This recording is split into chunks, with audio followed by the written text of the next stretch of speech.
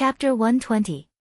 Before Zhao Yun could react, Zhao Xinhui angrily commanded Zhao Yun Zhao Yun, you wretched girl. Can't you see that your grandmother is being beaten up? Why are you standing there instead of helping her? Are you waiting for your grandmother to be beaten up? Zhao Yun frowned. She sneered in her heart. Zhao Xinhui was really interesting. Zhao Yun still did not help. These women were not good people.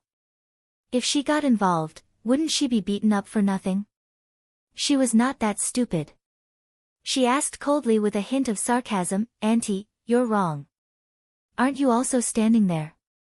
Why are you scolding me now? You're her daughter. If you want to help, you should be the first to rush up. Besides, grandmother is so good to you. It's not right if you don't help now. You're so unfilial. Zhao Yun made Zhao Xinhui speechless. This little b*tch was so eloquent. In the past, no matter what she ordered Zhao Yun to do, Zhao Yun would never say a word. They're beating people to death. They're beating people to death. Hu Chunhua shouted. Zhao Xinhui stomped her feet and glared at Zhao Yun This little b*tch. She did not have time to argue with her today. She would definitely ask her mother to teach her a lesson later. All right, stop fighting. Papa Hu, who had been smoking his pipe, raised his voice and shouted, if you want to fight, take your time. My ox cart is leaving, so I won't wait for you. If you want to go into the city by car, then stop. After Old Man Hu said this, the woman who was fighting immediately stopped her movements. Although they were angry, they did not forget that the most important thing today was to go to the city. They could not be delayed by other things. Forget it, I'll just take it that I was bitten by a dog. Get in the car. I'm still hoping to sell something today. Let's not argue with this crazy woman. Let's go. Daddy Hu, let's go. The women got into the car one after another. Fighting with Hu Chunhua, these people didn't get any benefits. They were more or less scratched, but the one who suffered the most was Hu Chunhua. Zhao Xinhui hurried forward and asked, Mother, how are you? Are you all right? Ouch, it hurts. Hui, it really hurts. Hu Chunhua shouted. Mother, I'll help you into the car. Bear with it. It's all that damned girl Zhao Yun's fault. Let's see if you still won't help after being beaten up. Hu Chunhua glared at Zhao Yun when she heard that. Zhao Yun pursed her lips and ignored Hu Chunhua's glare of resentment. Sister-in-law Mulan, let's get in the car too. Mulan looked at Zhao Yun sympathetically and nodded. The two of them got into the carriage together. Hu Chunhua's injuries weren't light, so she didn't fight with Zhao Yun. However, she kept scolding Zhao Yun. Damned girl, you have no conscience. How did my old Zhao family give birth to a girl like you? I'll deal with you when we get back. Damned girl, I don't know how old third taught you. Hu Chunhua kept nagging, but Zhao Yun pretended not to hear her and chatted with Mulan. Chapter 121. This time, it was rare that these women did not target Zhao Yun. From time to time, they even criticized Hu Chunhua. Along the way, they arrived at Yang City amidst the chatter. Once Zhao Yun had got off the car, she helped Mulan carry the basket and walked towards the market. She thought that Zhao Yun was here to sell fish today and Hu Chunhua was unwilling to give up. This little b*tch didn't even send some fish to them after catching them. The dozens of caddies of fish in the basket could be sold for 100 or 200 copper coins. Thinking that Zhao Yun could make money, Hu Chunhua felt uncomfortable. She was thinking about how to make Zhao Yun hand over the money to her. There were many people in the market. Zhao Yun and Mulan each paid 3 copper coins and started to sell their fish. Zhao Yun was not shy. She began to yell at the people coming and going. Let's take a walk and have a look. Fresh fish. After a while, someone stopped in front of Zhao Yun, and started to ask about the price. "Miss, how much is your carp?" "Auntie, it's 5 copper coins per caddy. I just caught it from the water yesterday and brought it here today. Do you want one?" "But 5 copper coins per caddy is a little expensive. I'll look at other shops." "Auntie, the prices in these stalls are about the same. I buy fish because it's fresh and delicious. How about this, I'll give you a discount of half a copper coin. You can take it back. If you like it, you can come back next time to help my business." The old woman thought for a while and felt that it was a good idea. In addition, Zhao Yun's smiling face gave people a sense of intimacy, so she agreed. "Okay, then get me one." "Okay." Zhao Yun quickly held up a fish. The weight was borrowed from Aunt Lu's house. Otherwise, she would not be able to sell the fish. "Auntie, 2 caddies and 1 tail. Just give me 9 copper coins." Seeing that she had earned 1 tail of fish for free, the old woman became happier and paid the money happily. After a while, Zhao Yun's money was sold out. Her fish were sold so quickly because her fish were indeed fresh and not expensive. Secondly, she was very good-looking and likable. After spending more than half an hour to complete the task, Zhao Yun was in a very good mood. He counted the copper coins in his hand and found that he had earned a total of 112 copper coins. Although it wasn't much, it wasn't a small amount in ancient times. Zhao Yun kept the money with a smile on her face. It took Mulan half an hour to sell another wicker basket. Others were still bargaining, but they only sold it for 8 copper coins in the end. Therefore, when she saw that Zhao Yun was sold out, she felt envious. "Yun, you're so nice. They're all sold out." Zhao Yun smiled and said, "I'm selling food, so it's a little faster. Sister-in-law Mulan, don't be anxious. Take your time." "Yes, yes. But it won't be for long. Father, whose horse carriage is also going back. I hope to sell a few more." After all, the journey back and forth cost 6 copper coins. Plus the rent, it was 3 copper coins. She had only sold 1 and had not earned back her capital. Zhao Yun didn't know how to comfort Mulan. "Sister-in-law Mulan, you sell first. I'll buy some breakfast and come back later to help you sell them." Mulan nodded. "Okay. What do you want to eat?" "I'll bring some for you." No need. Yun, I don't want to eat." Chapter 122. The streets were bustling with activity and people were everywhere. Zhao Yun directly went to the bun shop and bought 4 vegetable buns, spending 2 copper coins. She and Mulan each bought 1. There was not much food left at home. Zhao Yun gritted her teeth and bought another 5 caddies of polished rice and 5 caddies of brown rice. The food of ancient times was indeed a little expensive in modern times. However, these were necessary and indispensable things in life. She had to constantly earn money so that she could continue to buy food. Otherwise, the few hundred copper coins she had left would quickly be used up. Just as Zhao Yun was about to go back to look for Mulan, Hu Chunhua's voice suddenly came from not far away. "Thief, thief. Oh my god, my money was stolen." Zhao Yun frowned. She originally wanted to ignore Hu Chunhua. After all, this old woman's money was stolen and it was none of her business. However, Zhao Yun caught a glimpse of a figure running forward. It was very familiar. The person who Hu Chunhua called a thief was Huang San. When was this fellow released again? Why is he causing trouble for others? Zhao Yun hurriedly ran over. When Hu Chunhua saw Zhao Yun she immediately ordered Zhao Yun, her girl, hurry up and chase after him.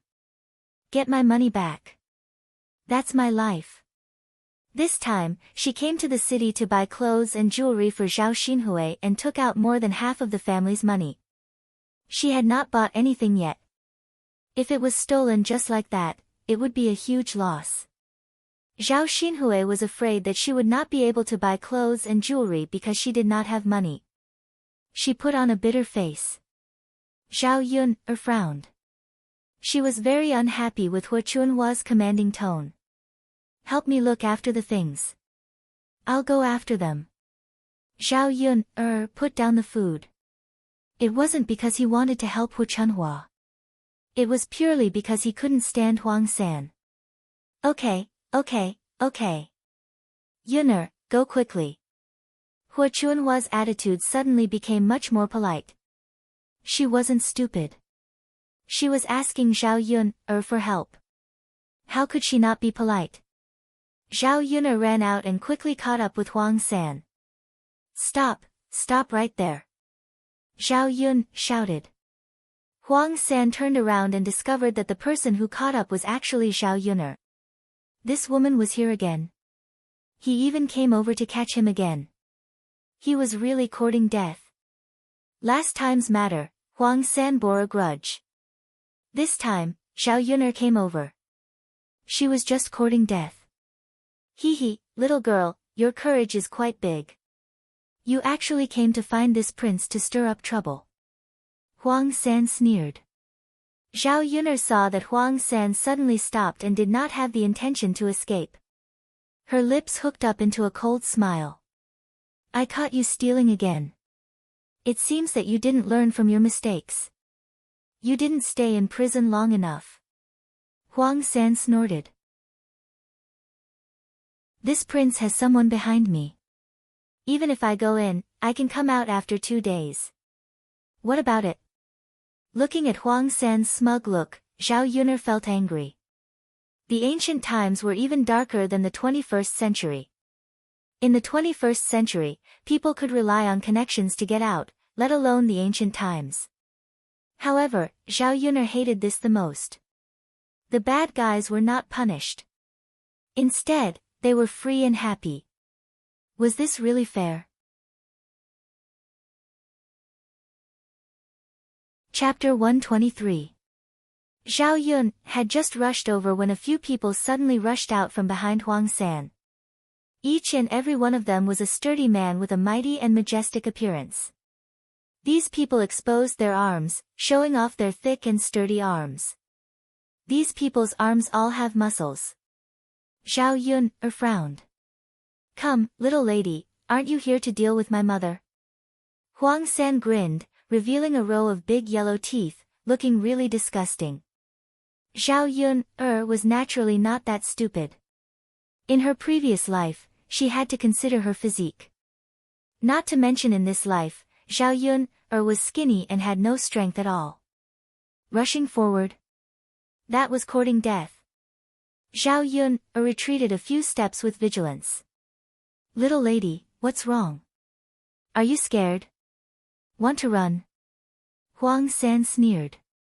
Looking at Huang San's cold eyes, Zhao Yun knew that Huang San definitely did not intend to let her off and wanted to take revenge.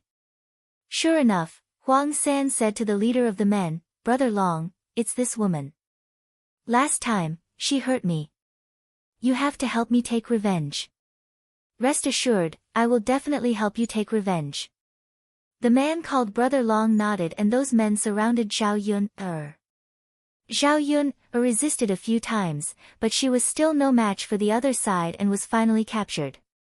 Let me go, quickly let me go. Zhao Yun said. A few big men holding a woman like me, is it interesting? Hee, little lady, who said that big men can't capture women? If they offend me, Huang San, I don't care who they are. Huang San walked in front of Zhao Yun.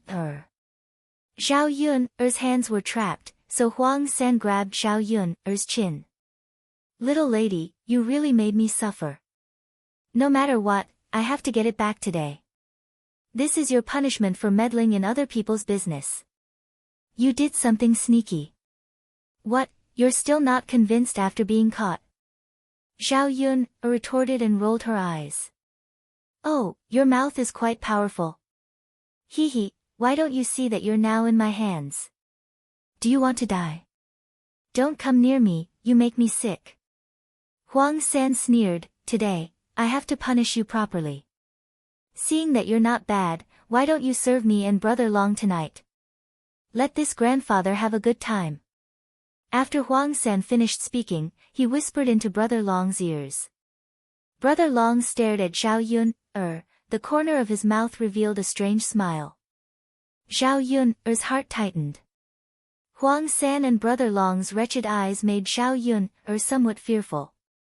These two people, they wouldn't really do that kind of thing to her, right? In broad daylight, you want to kidnap a civilian girl? Zhao Yun questioned. Hee, little lady, you don't know. Our Brother Long is the tyrant of Yang City. If he really kidnaps you, who would dare to say anything? Huang San said. Zhao Yun felt a little hopeless. Damn, that meant that she couldn't escape today. She would rather die than be defiled by this group of people. Just as her heart sank, a person suddenly rushed over with a sword in his hand. However, the scabbard hadn't been unsheathed. After a few kicks, the man who was holding Zhao Yun was sent flying. Chapter 124. The burly men were now lying on the ground, while the man who saved her turned around and walked over to a horse carriage. Master, it's done.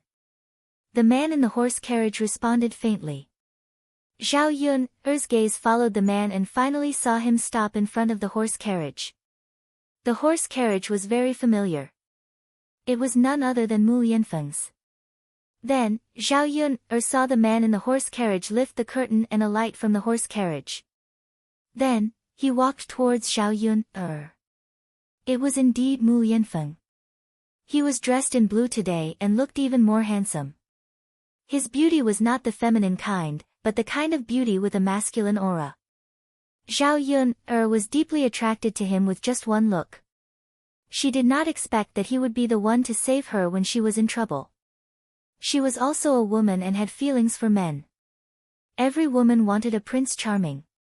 She felt that Mu Yanfeng was her ideal Prince Charming at this moment.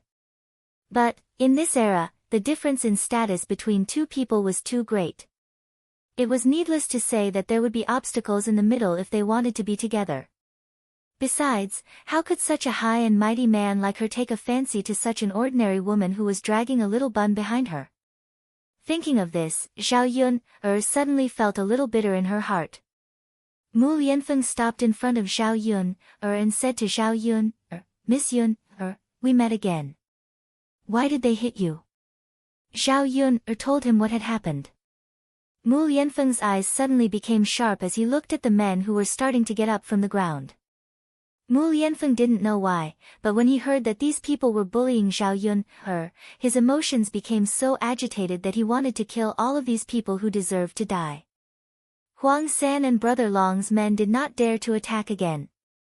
Putting aside the question of whether or not he could defeat the man in front of him, he could tell at a glance that the man in front of him was not an ordinary person. They were not foolish enough to provoke him. Ha, you don't want to be the county magistrate anymore, do you? Mu Yanfeng snorted coldly. What he hated the most was officials using their power to cover up for others. Huang San was a thief who had been released. He would have to ask the county magistrate of Sun City if he still wanted to abide by the country's laws. Let's go, let's go. Brother Long ordered his men to leave. Mo Yen, stop him. Yes. The man who had just saved Zhao Yun stood in front of Brother Long. He crossed his arms and held a long sword in his hand. He swept his gaze over Brother Long and the others coolly. Brother Long immediately chuckled at Mo Yen and Mu Yanfeng. It's a misunderstanding, a misunderstanding. This has nothing to do with us. If you want to find someone, you should find Huang San. It's all his fault. We didn't do anything bad. We were just joking with this lady. The corners of Mu Yanfeng's lips curled up indifferently. Joking? If he had not happened to see it, who knew what other accidents would have happened to Zhao Yun? Would she have been bullied by these people?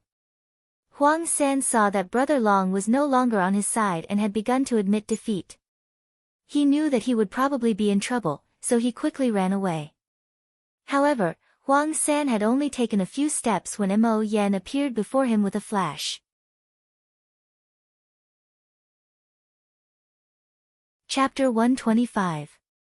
The sword had already landed on Huang San's neck. Huang San felt danger, especially when he saw the cold sword on his neck.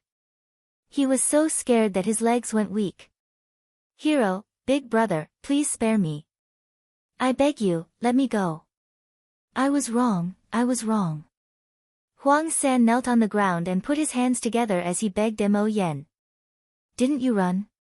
Now you're begging for mercy." Mo Yan's lips curled up as she looked at Huang San in a mocking manner. "Big brother, I won't do it again. I won't do it again. Right now, I'm at your mercy," Huang San said in a hurry. Zhao Yun looked at Mo Yan's arrogant manner and felt that she was too cool. She thought that Kung Fu was just something written in wuxia novels. Who would have thought that Kung Fu really existed? Seeing how Mo Yen could fly around in the sky, Zhao Yun felt both envy and admiration. If she could learn Kung Fu, wouldn't it be much easier to catch thieves in the 21st century? "Master, how should we deal with them?" Mo Yen looked at Mu Yanfeng and asked. Mu Yanfeng looked at Zhao Yun. "Miss Yun, how do you think we should deal with them?" Zhao Yun obviously wanted to send these people to the authorities. However, it seemed to be useless after sending them to the authorities. Since Huang San could be released from prison once, he could be released a second time. Zhao Yun thought about it and said, "Young master, I think you have a better idea of how to deal with this person than me. If we send him to the authorities, I just don't know if he'll come out and do bad things again." Mu Yanfeng nodded. "All right, leave it to me. I definitely won't let him out again." "All right," Zhao Yun said. Then she looked at Mu Yanfeng gratefully. "Young master, thank you so much for today's matter." "You're welcome." At this moment, Hu Chunhua and Zhao Xinhui, who had been at the back, also rushed over. When Hu Chunhua saw that Huang San had been subdued, she immediately rushed in front of Huang San and slapped him on the head. Then, a pair of thick black claws scratched Huang San's face. "You little bastard, you actually dared to throw money at this old woman. Hurry up and hand it over." If it were not for Mo Yen, how could Huang San allow Hu Chunhua to hit him? He knew that if he moved, Mo Yan's sword could probably kill him at any time. Auntie, don't hit me, I'll give it back to you, okay?" Huang San's face was bitter as he took out the money pouch and gave it back to Hu Chunhua. Hu Chunhua quickly opened the money bag and looked at it. After counting it, she saw that the money inside was not less. She held it in her hand with relief. Now, she did not dare to put it in her pocket anymore. Who knew if she would run into a thief later? If it was stolen again, she would really cry to death. Looking at the money that she had lost and then regained, Hu Chunhua's bitter face finally recovered a little. She could buy clothes for her daughter later. "Hui, let's go. Let's go buy some clothes." Hu Chunhua held the money and walked over to Zhao Xinhui. She called out to Zhao Xinhui. However, Zhao Xinhui acted like she did not hear anything. She stared straight at Mu Yanfeng. As soon as she came over and saw Mu Yanfeng, Zhao Xinhui was attracted. Chapter 126. Zhao Yun's gaze also landed on Zhao Xinhui. This woman was actually looking at a man in such a manner in front of so many people. She was really, even if she was love-struck, she didn't have to be like this, did she? Mu Yanfeng seemed to feel Zhao Xinhui's scorching gaze and looked over at Zhao Xinhui. With this look, Zhao Xinhui's heart rippled. Thinking that Mu Yanfeng was interested in her, she couldn't help but blink at Mu Yanfeng. Mu Yanfeng frowned and asked Zhao Xinhui, "Miss, do you have an eye disease? Do you want to go to the medical hall to have a look?" Zhao Yun, who was listening at the side, almost couldn't help laughing out loud. Mu Yanfeng was really too funny. Why didn't she see that he had the potential to be so humorous? Sir, I don't have an eye disease. Zhao Xinhui hurriedly explained, afraid that she would ruin Mu Yanfeng's beautiful image. Then why do you keep winking at me? Mu Yanfeng's voice was indifferent. Zhao Xinhui was a little anxious. She couldn't possibly say that she was winking at Mu Yanfeng, right? Mu Yanfeng ignored Zhao Xinhui and turned to Zhao Yun. He said to Zhao Yun, Miss Yun, I still have something to do, so I'll go back first. If you run into any trouble in Yang City, you can look for me directly at the heir presumptive's residence. As Mu Yanfeng spoke, he took out a bronze token from his sleeve and handed it to Zhao Yun. With this bronze token, the servants of the heir presumptive's residence would inform him. Zhao Yun didn't want to accept it at first. She had troubled Mu Yanfeng too many times. However, she knew that if she didn't accept it, and something like today happened again, a commoner like her wouldn't be able to solve it. Sorry, it can't solve any problems. Zhao Yun thought about it and accepted it. He would try his best not to trouble Mu Yanfeng. Lord Shizi, thank you. Zhao Yun said. You're welcome. I'll take my leave then. Mu Yanfeng glanced at Zhao Yun reluctantly before handing Huang San and the others to Mo Yen. Mo Yen, send them to the government office and inform the district magistrate. If they try anything again this time, they can forget about keeping their official position, Mo Yen ordered. Mo Yen replied, yes. Seeing that Mu Yanfeng was about to leave, Zhao Xinhui was a little anxious. It wasn't easy for her to see a handsome man. How could she bear to see him leave just like that? He didn't even look at her.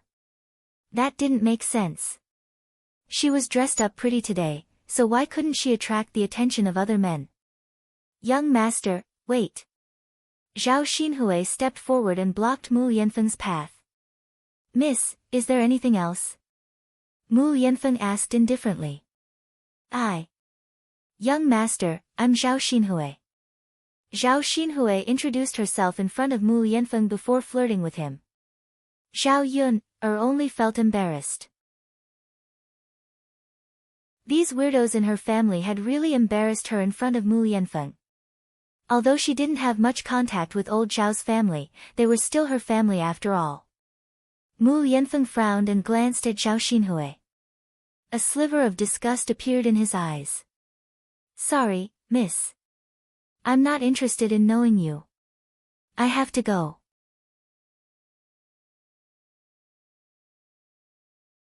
Chapter 127. Zhao Xinhui stomped her feet angrily and bit her lower lip. She just couldn't figure out what she had done wrong. Why did Mu Yanfeng treat her like this? In the past, when they were in the village, the men in the village would stare at her lustfully when they saw her. However, Mu Yanfeng didn't even want to look at her. Zhao Xinhui thought about it and finally felt that she might not be dressed well enough. After all, the clothes she was wearing were too old-fashioned. When she caught a glimpse of Zhao Yun at the side, Zhao Xinhui suddenly felt jealous. Zhao Yun's clothes were not as good as hers. Mu Yanfeng's attitude towards her just now was not normal. Zhao Xinhui looked for Zhao Yun angrily. When she saw that she was still smiling, as if she was mocking her, Zhao Xinhui became even more unhappy and asked, "Wretched girl, what are you laughing at? What does it have to do with you?" Zhao Yun replied indifferently. She felt that Zhao Xinhui was looking for trouble. She had embarrassed herself in front of Mu Yanfeng and now she was picking on her. What's with your attitude? I'm your aunt. How can you talk to me like that? Zhao Xinhui said angrily. Auntie, your ability to slander others is really not ordinary. What did I say? What's with your attitude? Mother, look at this wretched girl. She's talking back. Zhao Xinhui turned to Hu Chunhua and complained to Hu Chunhua.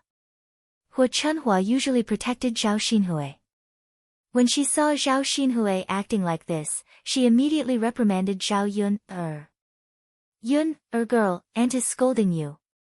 Just listen. Why are you talking back? Zhao Yun's lips curled into a cold smile. That was weird. Did that mean that she was in the wrong? Grandmother, I don't know what you're talking about. But you have to remember that I did you a big favor today. Otherwise, your money bags would have been taken away. Now you can only cry. Now you don't even say thank you. Instead, you're yelling at me. You. Hu Chunhua pointed at Zhao Yun. She was trembling with anger. However, she couldn't refute Zhao Yun. Zhao Yun ignored Zhao Xinhui and Hu Chunhua. She took the rice from Hu Chunhua's s and snorted, turned and left. Paying attention to these two heartless people only made her angry. If she had known, she wouldn't have helped to get back the money bags. She would have let Hu Chunhua and Zhao Xinhui cry. Zhao Yun returned to the market. Mulan had been waiting for a long time. Seeing that Zhao Yun hadn't returned for a long time, she thought that something had happened to Zhao Yun. She was very anxious. Yun, why did it take you so long to come back? Zhao Yun told Zhao Yun what had happened just now. Yun, it's good that nothing happened. Zhao Yun handed the vegetable buns she bought to Mulan. Sister-in-law Mulan, are you hungry? Come, fortunately, the buns are still warm. Eat. Yun, how can I? Mulan glanced at it and didn't take it. Take it. There's still the whole morning. If you don't eat, you'll be hungry. 2 buns, only 1 copper coin. It's not expensive. Then Yun, thank you. Mulan took one and ate it. She gave the other to Zhao Yun, Yun, eat it yourself.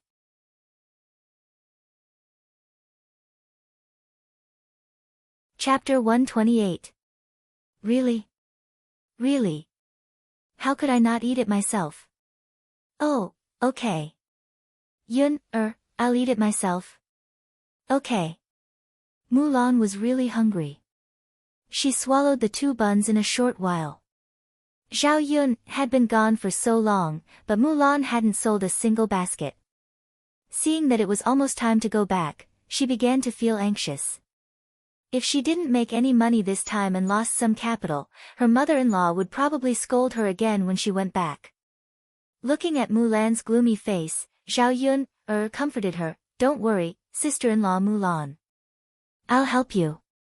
After Zhao Yun finished speaking, she shouted like a salesperson on TV. "Come, take a look, take a look. Don't miss it when you pass by. It's a practical and beautiful basket, a wicker basket." Zhao Yun's voice was clear and pleasant, and she shouted with great effort. Many passers-by came forward to take a look. "Miss, how much is this basket?" "Auntie, this basket was originally 10 coins. Just now, an uncle bought one and left. If you really want to buy it, I'll give you 8 coins. Look at how many things you're carrying. It's just right to put them in a basket. It's more convenient." The woman looking at the basket thought about it and agreed, so she said to Zhao Yun, "Little girl, then give me one." "Okay."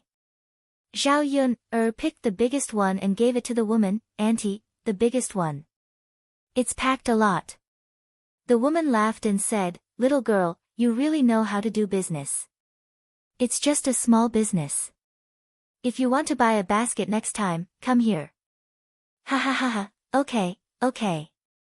The woman took out 8 coins, took the basket with one hand, and paid the money with the other. Seeing that Zhao Yun had sold a basket in such a short time, Mulan's eyes had a trace of admiration for Zhao Yun. "Yunner, aren't you two amazing? Ha, there must be a way to do business. Tell me." However, this wasn't something that could be learned in a short time. Zhao Yun still had to teach it step by step. Zhao Yun said and stuffed the 8 copper coins into Mulan's hand. "We have to hurry up and sell more." "All right." Zhao Yunner continued to yell with all her might. In a short period of time, she sold another 4. He sold 2 baskets for 10 copper coins each. This time, Mulan earned 52 copper coins. Compared with Zhao Yun'er, it was a little less, but Mulan was satisfied. After all, it was not easy to earn a few dozen copper coins in the village. All in all, excluding the cost, he had earned 3 caddies of meat. Yun'er, my mother said that if we earn enough money, we can go and weigh a caddy of meat. Okay, then let's hurry up and go. The two of them came to the meat shop. Mulan bought a caddy of lean meat. In ancient times, lean meat was much cheaper than fatty meat. A caddy of lean meat was only 11 copper coins. Zhao Yun'er looked and bought a caddy of lean meat. However, she bought streaky pork, which cost 14 copper coins per caddy.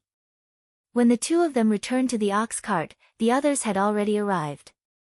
Only Zhao Xinhui and Hu Chunhua had not returned. The people on the ox cart waited for a while, but Hu Chunhua and Zhao Xinhui still did not return.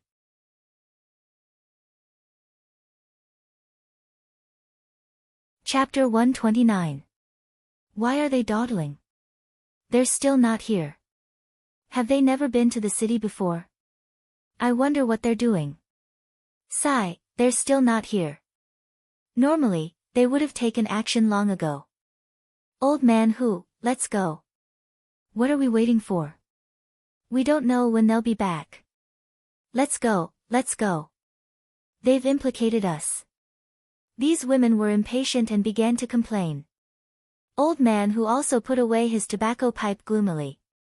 Usually, when they took the ox cart, there was a rule that they had to come back at a certain time and then set off for home.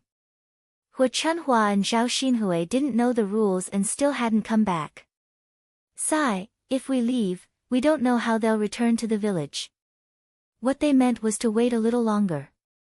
Old man Hu felt that it wasn't good to leave an old woman and a young girl behind and walk 10 to 20 miles back. I say, old man Hu, you can't be like this. How they go back is their business. Who asked them to not come back until now? If they don't come back, are we going to wait until the sky turns dark? Do we still want to go back? My dog is waiting for me to go back and cook. Old man Hu, it's fine if you continue to wait, but I'll say the ugly words first. The next time I come to sell vegetables, if the business isn't good and I take a long time to come back, then you have to wait for me too. This, old man Hu knew that once this rule was broken, these people would follow suit in the future. Then, let's go back. Old man Hu sighed and decided to go back. After all, he didn't want to cause trouble for himself. The carriage swayed as it drove towards Shui Lan village. After leaving Hu Chunhua and Zhao Xinhui behind, many people in the carriage were gloating. This pair of mother and daughter were hated by these women. Now that they were left in the city, they wanted to see how they would go back. Zhao Yun'er laughed in her heart. Hu Chunhua and Zhao Xinhui were going to suffer from walking back to the village from Yang City. However, this pretentious mother and daughter deserved it.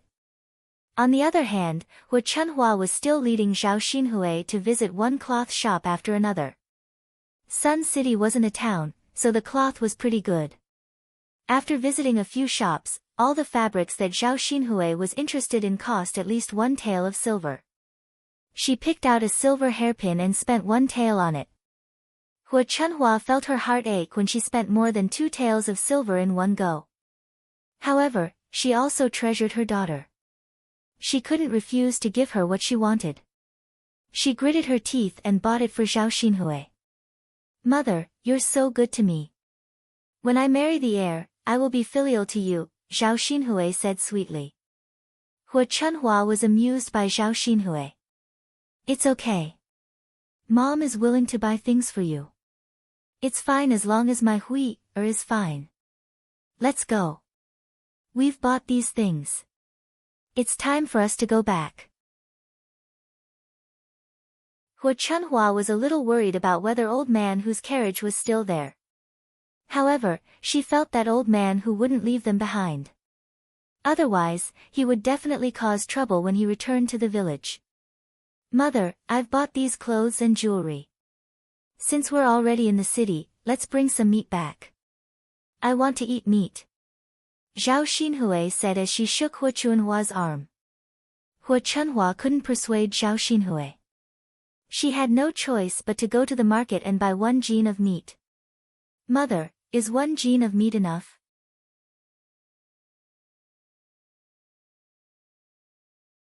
Chapter 130. Hui, this meat is precious. We've already spent a lot of money today, so we can't spend any more. We have to be thrifty. It's alright, Mother will secretly cook this meat for you. Hearing Hu Chunhua's words, Zhao Xinhui reluctantly agreed. Alright then, Mother. You promise to only let me eat it. After Hu Chunhua and Zhao Xinhui were ready to go back, they realized that old father Hu's carriage was no longer there. Where did old man Hu die? Why can't we find him? Hu Chunhua was a little anxious. Zhao Xinhui frowned and asked, Mother, old man Hu couldn't have already gone back, right? Ah. That damned old man went back. Hu Chunhua thought that it was possible. But she and Zhao Xinhui hadn't come back yet, so why did he go back? Yang City was quite a distance away from the village, so they couldn't possibly walk back. Mother, we can't even find him here. He must have gone back. What should we do? Mother, I don't want to walk. It's such a long journey, it's so tiring. Zhao Xinhui complained unhappily. She had been spoiled since she was young and couldn't bear even the slightest bit of hardship. Hui, don't worry. Mother will think of something. Hu Chunhua comforted her. They couldn't walk back. Old father Hu had already left. They couldn't stay in Yang City for a day and take old father Hu's carriage tomorrow. Right now, they could only ask other ox cart drivers if they could go to Shui Lan village. There were many ox carts and horse carriages parked in Yang City. They were specially used to transport goods. Hu Chunhua asked a few. The lowest price to Shui Lan village was 30 copper coins. 30 copper coins. Hu Chunhua really couldn't bear to part with it. These 2 caddies of pork didn't even cost 30 copper coins. Hui, if we can't do it, why don't we walk back slowly? Look, if we rent a carriage, why don't Mother buy you an extra caddy of pork to eat?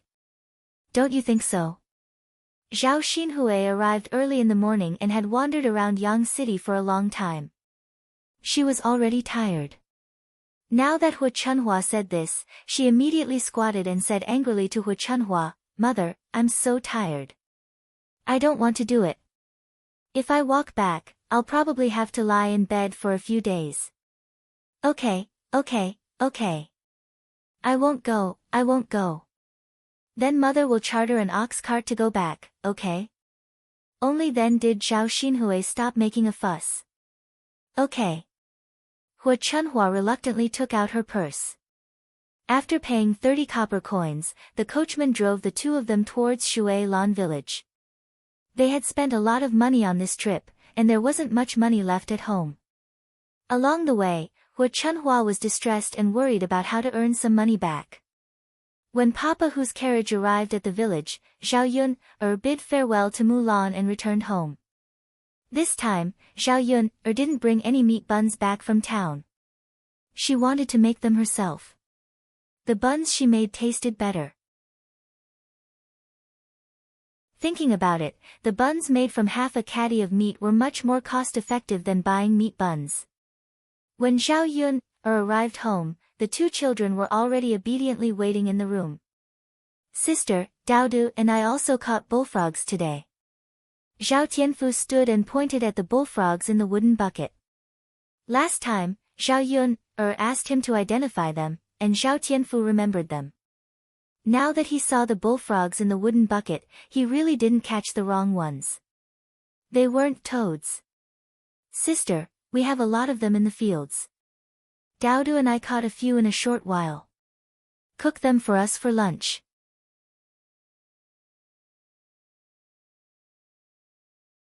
Chapter 131. Ha, you guys are great. No problem, I'll make it for you later. Zhao Yun said with a smile. Okay. The 2 children showed an expectant smile. Seeing that it was almost noon, they were already a little hungry. Zhao Yun also began to prepare lunch.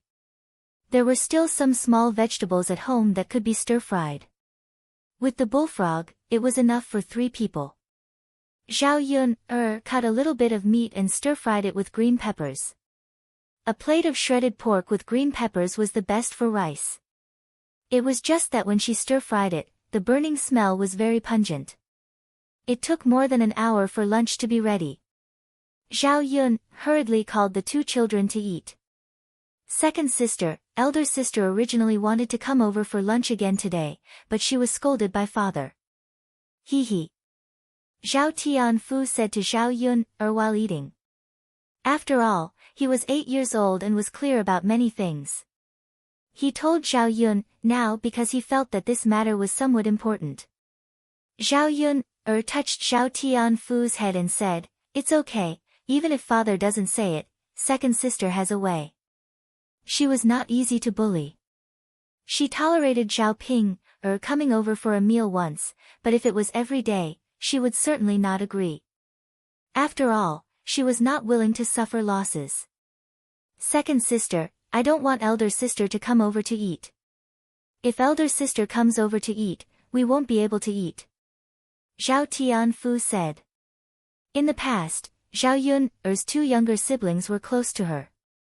Now, after spending some time with Zhao Yun, they were even closer to Zhao Yun, Naturally, they stood on Zhao Yun's side and spoke up for Zhao Yun, The bullfrog at noon was eaten clean, even the soup was not left. However, there were still a lot of small vegetables and shredded pork with green peppers left. Seeing the 2 children's bulging stomachs, Zhao Yun said with a smile, "Look, the 2 of you are so full, how are you going to eat buns in the afternoon?" "Mother, are there buns for lunch?" Daoda's eyes lit up. "Second sister, are you making buns for us?" Zhao Tianfu asked excitedly. "Yeah, I bought some meat. I'll steam buns for you guys in the afternoon." "Yay! Mother, Daoda likes meat buns." "Second sister, I like it too. Your stomachs are already so big, how much can you eat?" "Second sister, I can eat a lot." "Alright, you little greedy cats. I'll make it for you in the afternoon." Okay. Zhao Yun'er went into the kitchen and saw that there was still some rice left in the pot. Because of what happened yesterday, Zhao Tianan was too embarrassed to come over again. He was afraid that if he came over, Zhao Ping would follow him. The rice cooked on the stove in the countryside would leave behind a circle of crispy rice crust.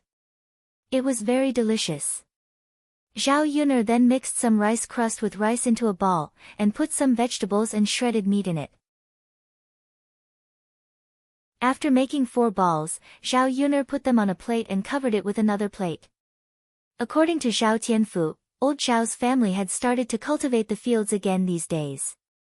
Several men were working hard, and Zhao Tianan was also working in the fields. Zhao Yun'er was afraid that with the food in old Zhao's family, Zhao Tianan would be hungry after working for a while.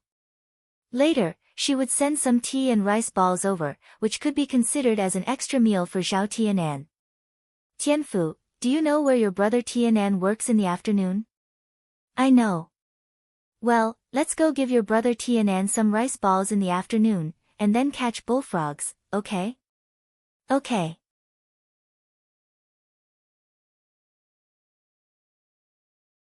Chapter 132. The children in the countryside didn't have much entertainment, and there weren't many things that interested them. Other than catching bullfrogs, the children also played some other games together. However, the children in the village rejected Daodu, and didn't take Daodu to play. If it weren't for Zhao Tianfu, Daodu wouldn't know what to do and would probably be even more lonely. "Second sister, can we take Sana with us when we catch bullfrogs in the afternoon? He also helped us catch bullfrogs today." Zhao Yun'er smiled and said, "Of course. It would be more interesting to have a few more children together." Zhao Yun'er first went to Auntie Lu's place and borrowed her family's steamer. She didn't have such a thing at home. After washing the dishes, she casually busied herself. It was already 2 or 3 o'clock in the afternoon. Zhao Yun was carrying a basket with rice balls in it. There was also a small jar with honey water that she had made. Zhao Yun took the children to old Zhao's family's fields. Old Zhao's family hadn't separated yet. Over the years, they had saved up money to buy fields.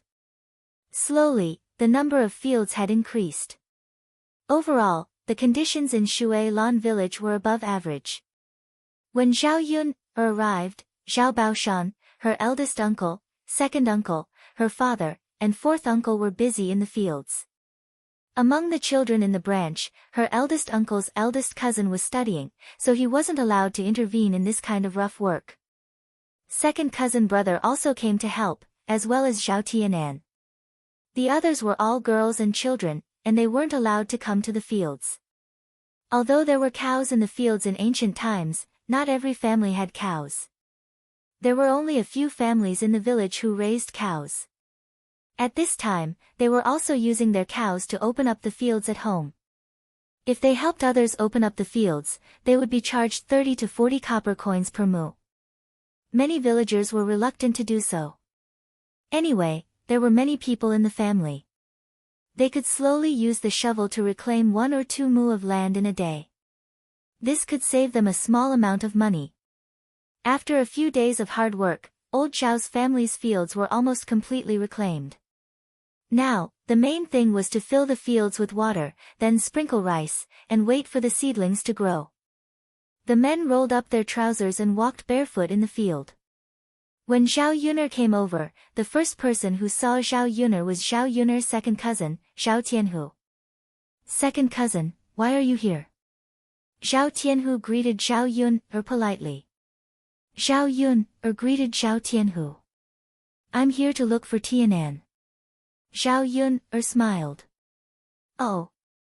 Zhao Tianhu responded and shouted to Zhao Tianan, Tianan, your second sister is looking for you. Zhao Tianan looked back. When he saw Zhao Yuner, he was a little happy and walked in the direction of Zhao Yuner. Second sister, why are you here? I brought you delicious food.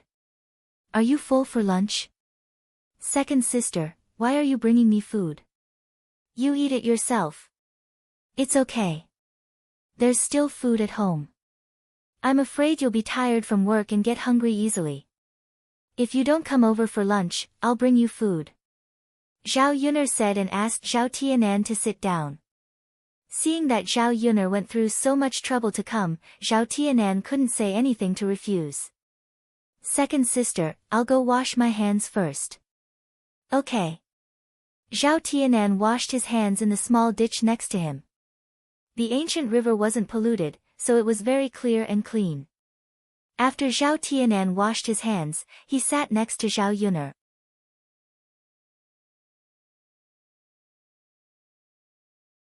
Chapter 133. Zhao Tianhu said to Zhao Tianan with some envy, Tianan, your second sister is so good to you. Zhao Tianan smiled shyly. In his heart, Zhao Yun was good to him. Zhao Yun was embarrassed to let Zhao Tianan eat alone.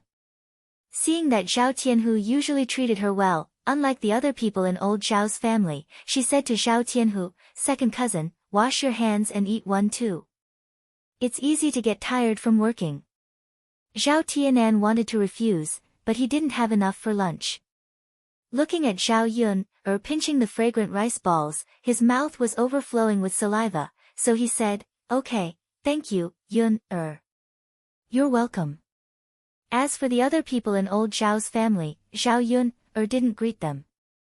There were only 4 rice balls, and it wasn't enough to eat all of them. Zhao Tianhu ate one and asked him to eat another, but he was unwilling to eat more. Second sister, your rice balls are really delicious, Zhao Tianan said. The rice balls that other people pinched didn't have any vegetables in them, but Zhao Yun picked up shredded pork with green peppers. It was the most appetizing thing, so naturally, she felt it was delicious. Yes, cousin Yun's rice balls are really delicious. Zhao Tianhu didn't expect that the food that Zhao Yun sent over would be so delicious. After eating it, the aftertaste was endless. It wasn't that Zhao Yun's food was really good, but old Zhao's family's food was too poor during this period of time. They ate coarse grains and vegetables every day. Drink some water after eating. Zhao Yun handed over the honey water again. Thank you, second sister. After Zhao Tianan muttered a few mouthfuls, he found that it was sweet. Second sister, this is honey water, right? Yes. Second sister, you can just give it to Daodu, why did you give it to me? It's okay. You're tired from working. You should eat something good. Yes. Second sister, thank you. Zhao Tianan didn't know what to say other than being moved. Ha, there's no need to be so polite with me. Zhao Yuner and Zhao Tianan chatted for a while on the ridge. Zhao Tianan said, second sister, I have to go to work.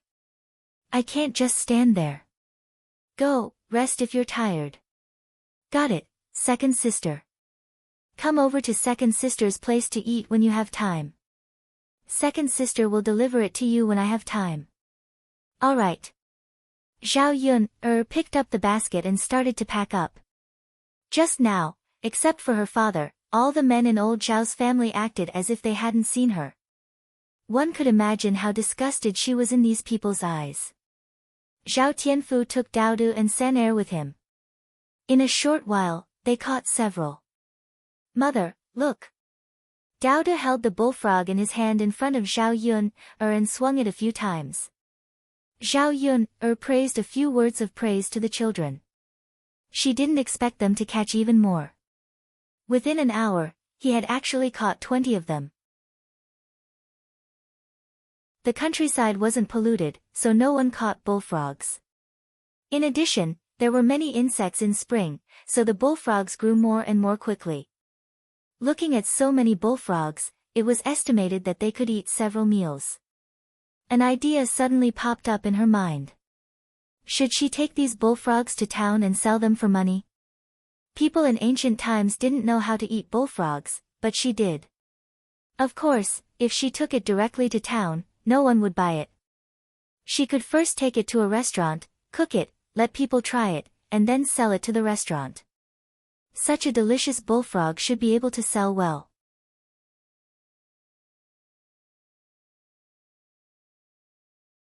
Chapter 134. Only by earning more money could she bring Daodu to live a good life. Let's go back.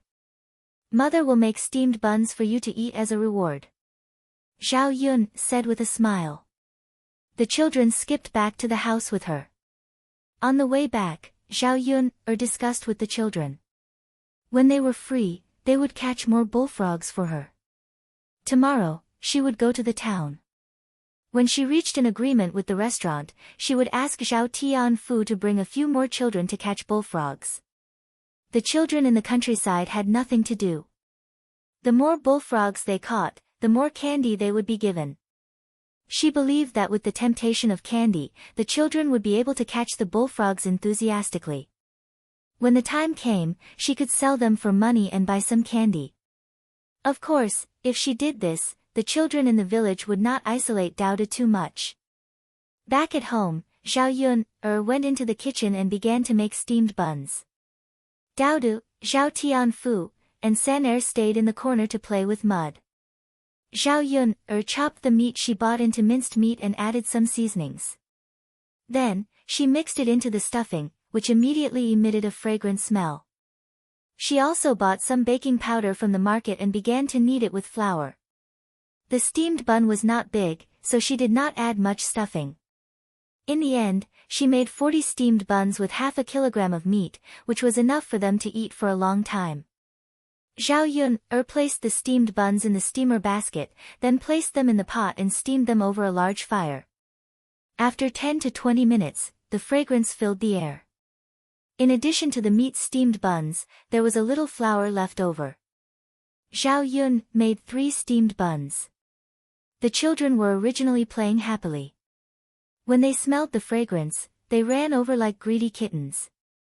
Mother, are you done? Daodu asked in a childish voice. Okay. Wash your hands first. Otherwise, if your hands are dirty, you will have a stomachache if you eat the steamed buns. Zhao Yun brought out a basin of water and washed the children's hands one by one. Then, she took out the steamed buns and let them cool before handing them to the children. Here, have a taste. Zhao Yun gave one to each child. When he handed it to Zhu San was too embarrassed to take it. Auntie, I don't need it. My mother said that I can't just eat other people's food. Auntie has a lot here. You caught a bullfrog for Auntie today. This is your reward. But, Zhu San wanted to say something, but seeing Dao Du and Zhao Tianfu's satisfied expressions, she swallowed her saliva. Unable to resist the temptation of the steamed bun, Zhu San also took it and ate it. Zhao Yun patted Zhu San's head and said, San don't be embarrassed. Since Auntie gave it to you, it means it's for you. Zhu San also politely thanked Zhao Yun. Thank you, Auntie. You're welcome. Mother, the meat buns you made are so fragrant and delicious, much better than the buns bought in town. That's right, second sister. I also think second sister's cooking is better. You all have sweet mouths. If you like to eat, then eat a few more. There's still a lot. When Zhao Yun called the children to eat, she also ate one herself. With a bite, her mouth was filled with the fragrance of meat. Her cooking skills were really good.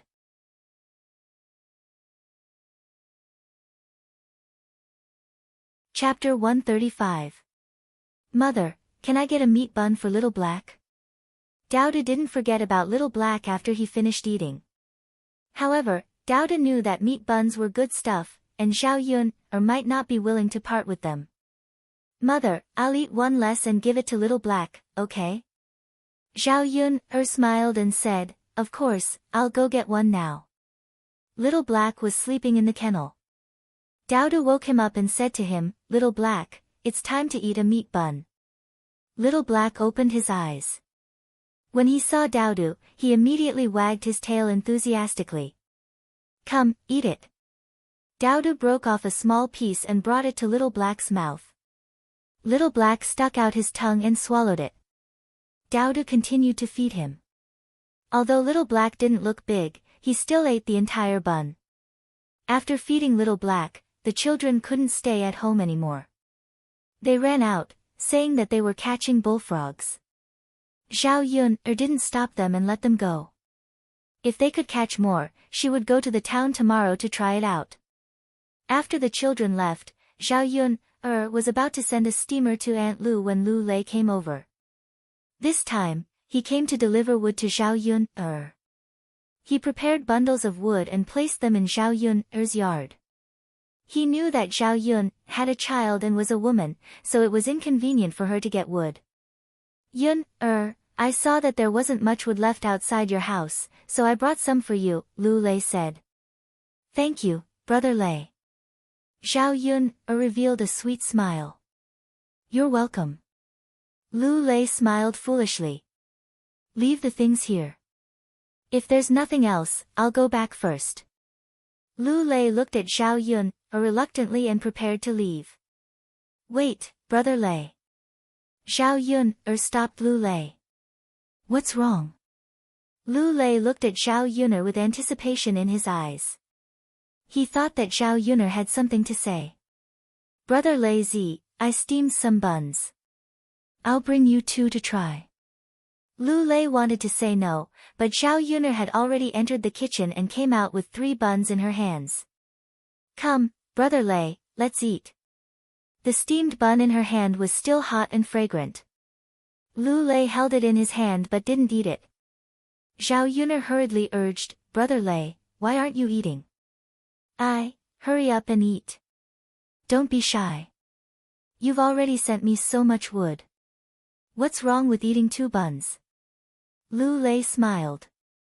All right then. Yunner, I'll eat. Thank you. You're welcome. Eat up. By the way, I'm going to town tomorrow. Is there anything you want me to bring? Brother Lei Zi, you're going to town tomorrow too. Yes. I'm going too. Are you going to sell your game? Yes. When I went to the mountain today, I caught 2 wild hares and a deer. I should be able to sell them for a lot of money. Brother Lazy, congratulations. I'm just supporting myself. I just want to save more money. I want to buy some land back. That's not bad. Lu Lei wanted to say that he was saving money to buy land for Zhao Yun'er. If he had a few acres of land, he could give Zhao Yun'er and Daodu a stable life. By the way, Brother Lazy, do you usually sell your game to the restaurant? Yes. If I send it directly to the restaurant, the price will be higher. The restaurant will fight for fresh game. If I sell it to others, it will still be passed through the restaurant in the end. It's not worth it for me. Oh.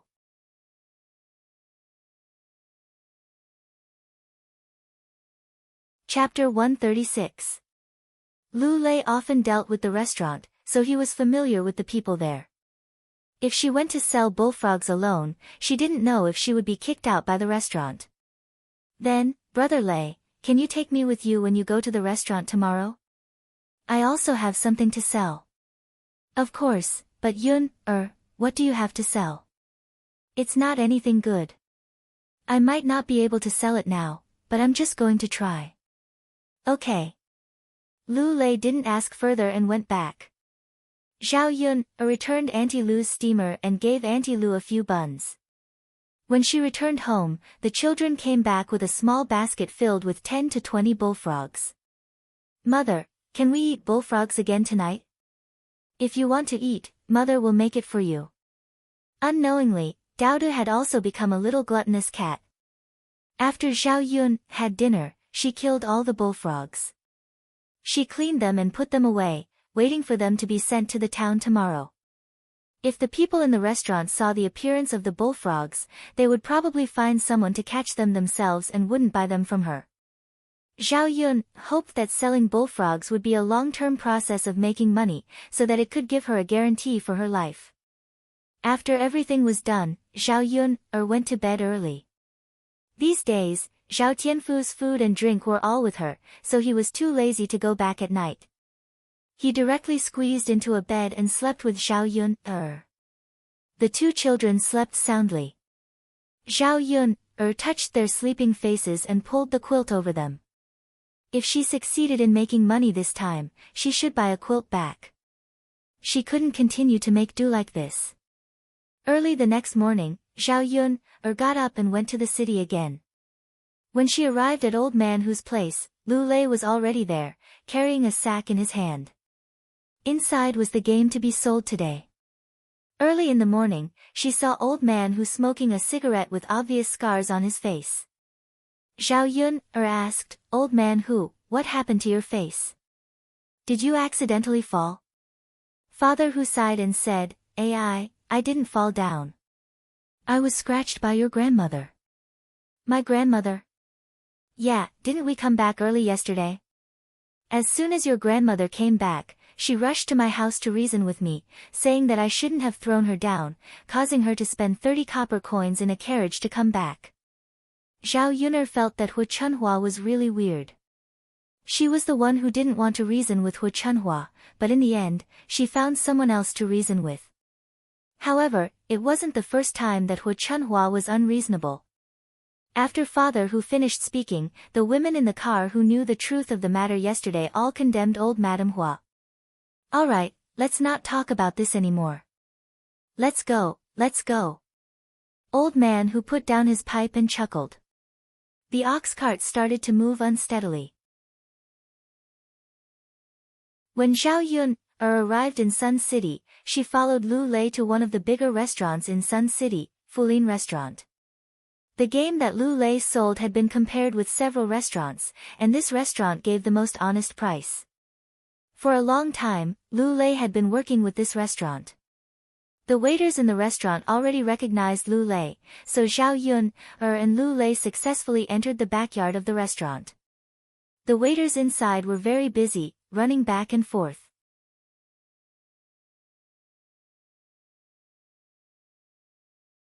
Chapter 137. Lu Lei smiled at the waiter of the restaurant and said, "It's okay, don't worry, I'll wait." "Okay."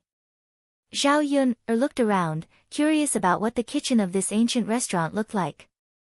After looking around, she found that the kitchen of this ancient restaurant was really big. Many cooks were busy working in the front and back, and there were also manservants in the kitchen.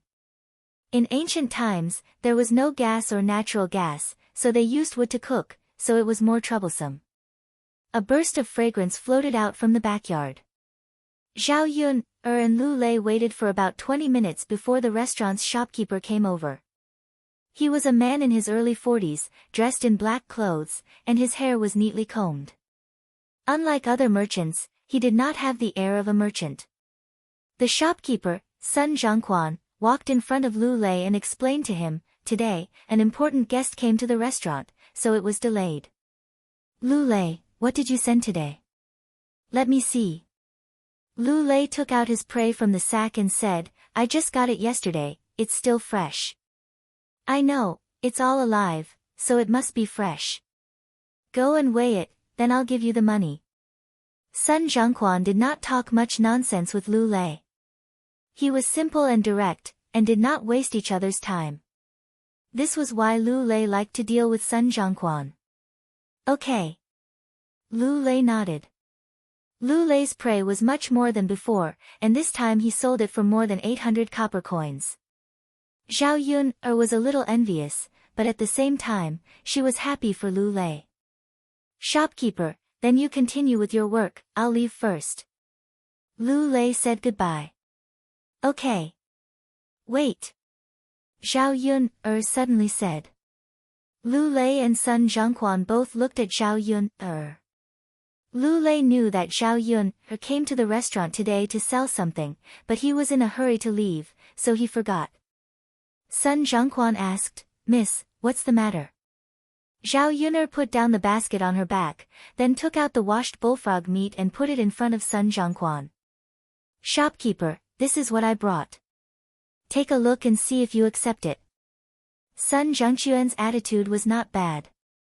He did not ignore Zhao Yun "Little girl, what is this?" Sun Zhongquan didn't recognize the bullfrog meat made by Zhao Yun He had been running the restaurant for many years and had seen many ingredients. "Shopkeeper, this is a bullfrog. I caught it from my family. It tastes pretty good." Although Zhao Yun said so, Sun Zhongquan did not have much interest. "Miss, I've never seen this thing before, so I don't know if it's edible. Besides, even if it's edible, my chef hasn't made it before, and my customers haven't eaten it before, so I might not be able to sell it. Usually, the restaurant sends a lot of ingredients over." Sun Zhongquan's meaning was obvious. He didn't want to accept it. In fact, it was understandable. The restaurant was not willing to take the risk of casually bringing something over. Sun Zhongquan was being polite. If it was someone else, she would have been kicked out of the restaurant.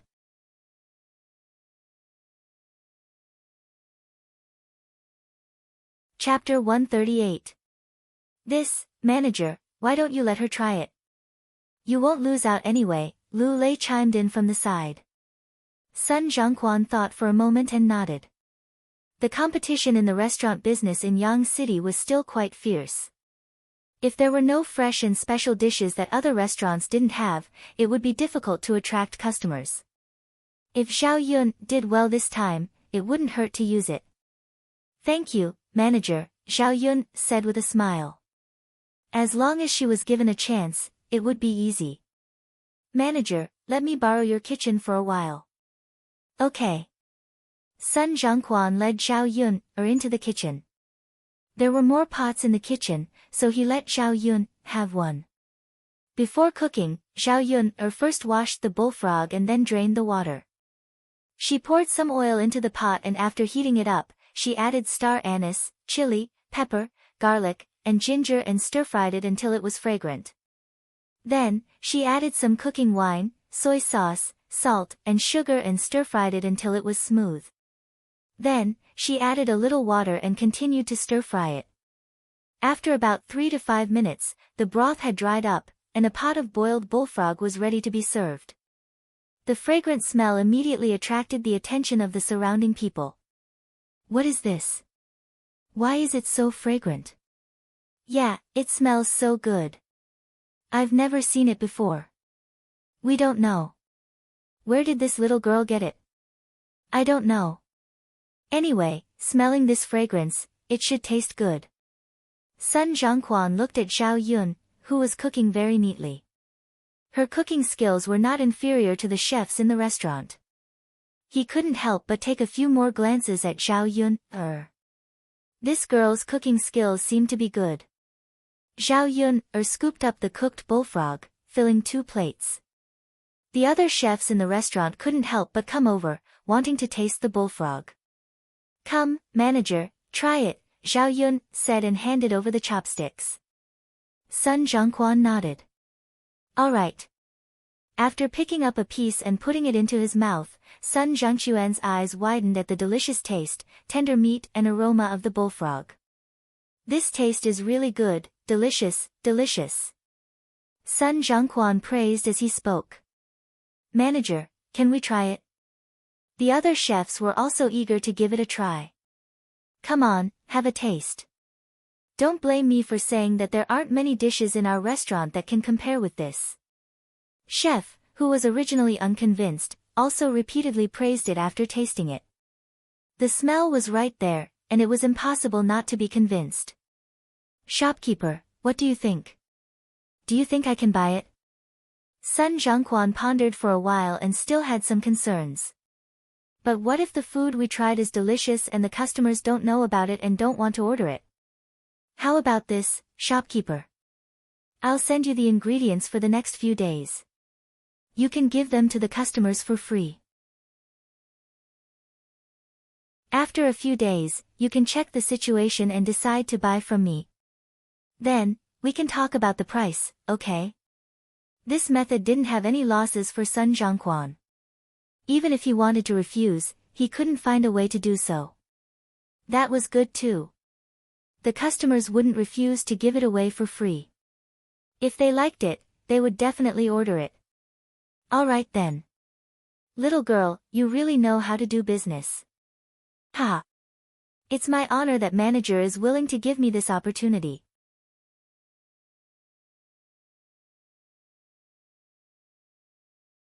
Chapter 139. After the two of them reached an agreement, Xiao Yun told them about Bullfrog's method and taught it to a few chefs. However, they agreed that when Sun Zhongquan sold bullfrogs, he could only purchase them from her place. Manager, these are just 2 bullfrog recipes. When we officially cooperate, I'll tell you some other recipes. All right. Sun Zhongquan replied. When Xiao Yun was about to leave, a waiter hurriedly ran to Sun Zhongquan and said, Manager, young Master Helian said that the dishes in our restaurant are too bad and asked us to serve a few more dishes. He's treating people to a meal today, and our restaurant's dishes are not good enough to serve guests. Sun Zhongquan frowned and looked very troubled. This young Master Helian was not someone he could offend casually. It was not easy for him to come here, so he had to seize the opportunity. He would be a big financial backer in the future. Then make a few more dishes. Sun Zhongquan instructed the chefs to cook quickly until this financial backer was satisfied. Manager, didn't this young lady just make one? I think the taste is not bad. I think young Master Helian will like it. If it doesn't work, can we serve it to young Master Helian first? Let's hurry up and make more. We can't let young Master Helian wait too long, a chef suggested. Yes, yes, yes. Hurry up and bring it over. Sun Zhongquan called out. When Xiao Yun heard these people mention young Master Helian, she guessed if it was Helian Chen. There were not many people with the surname Helian in Yang City. Looking at Sun Zhongquan's attitude, this young Master Helian's identity was definitely not ordinary. Connecting all these factors, only Helian Chen was left. All right. The waiter carried the dishes away eagerly. After a while, he scurried back and said to Sun Zhongquan, "Manager, young Master Helian said it was delicious after tasting it. He said he wants another bowl." "Ha, that's good." Sun Zhongquan heaved a sigh of relief. Sun Zhongquan smiled and called out to his chef to make more dishes according to Zhao Yun's previous recipe. The waiter continued, "Shopkeeper, young Master Helian also said that he doesn't know what kind of meat this is and has never eaten it before. He wants the chef who makes this dish here to go over and explain." Sun Zhongquan was struck dumb for a second. He had only heard from Zhao Yun'er that it was a bullfrog, but he didn't know what kind of meat it was. He didn't dare to answer Helian Chen's question and only said that it was bullfrog meat. If Helian Chen continued to ask and he couldn't answer, Helian Chen might get angry. Therefore, Zhao Yun'er still had to go over and explain to Helian Chen. "Miss, if you're not in a hurry to go back, is it convenient for you to explain to my guest?" Sun Zhongquan's attitude was very polite. Zhao Yun'er could not refuse. She was the one who had sold this thing, so she had to explain it clearly. Thus, he replied, "Yes, shopkeeper." Sun Zhongquan asked the waiter to bring Zhao Yun'er to the private room. Zhao Yun'er arrived in front of the private room. When she pushed the door open and entered, the person inside was indeed Helian Chen. And sitting beside Helian Chen was Mu Lianfeng. The moment she saw Mu Lianfeng, Zhao Yun'er was slightly stunned. She didn't expect to see him again, and in such a short period of time. However, Mu Lianfeng's expression didn't look very good. The moment Mu Lianfeng saw Zhao Yun'er, his eyes lit up, and his originally gloomy expression finally looked much better.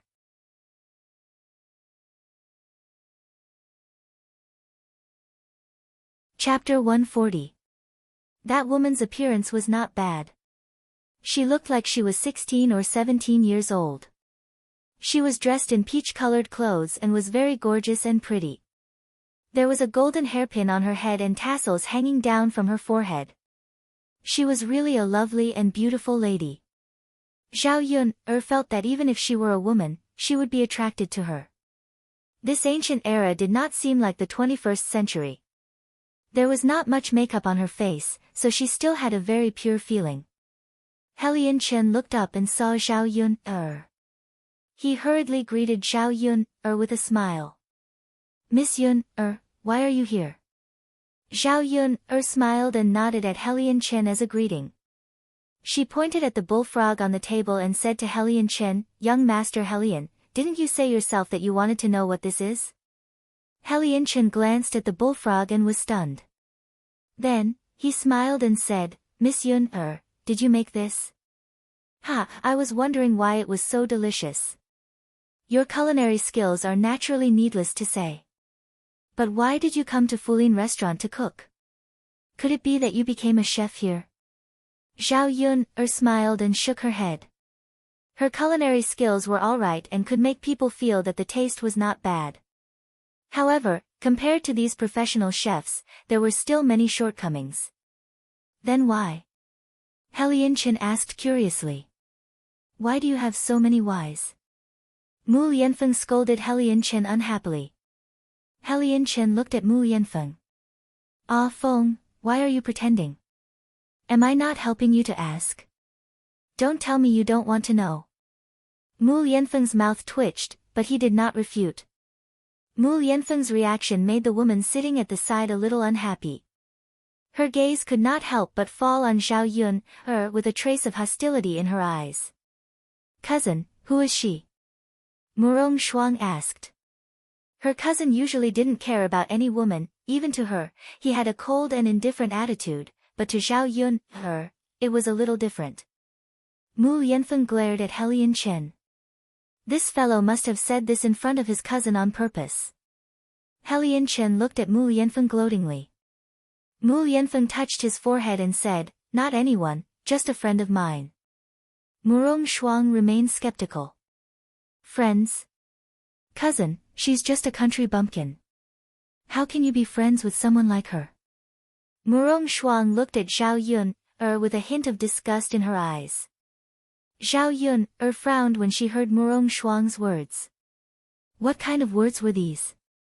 Just because their statuses were different and the difference was too great, they couldn't be friends with others.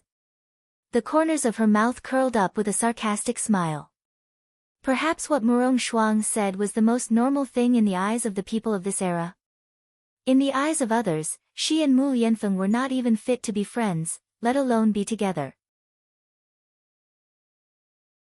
Mu Yanfeng's mouth twitched, and he looked at Zhao Yun, worriedly, afraid that Zhao Yun would be angry. What he saw was Zhao Yun's calm face. "Cousin, do you still want to care who I'm friends with?" Mu Yanfeng replied indifferently, but Murong Shuang knew that Mu Yanfeng was angry. "Cousin," Guning said.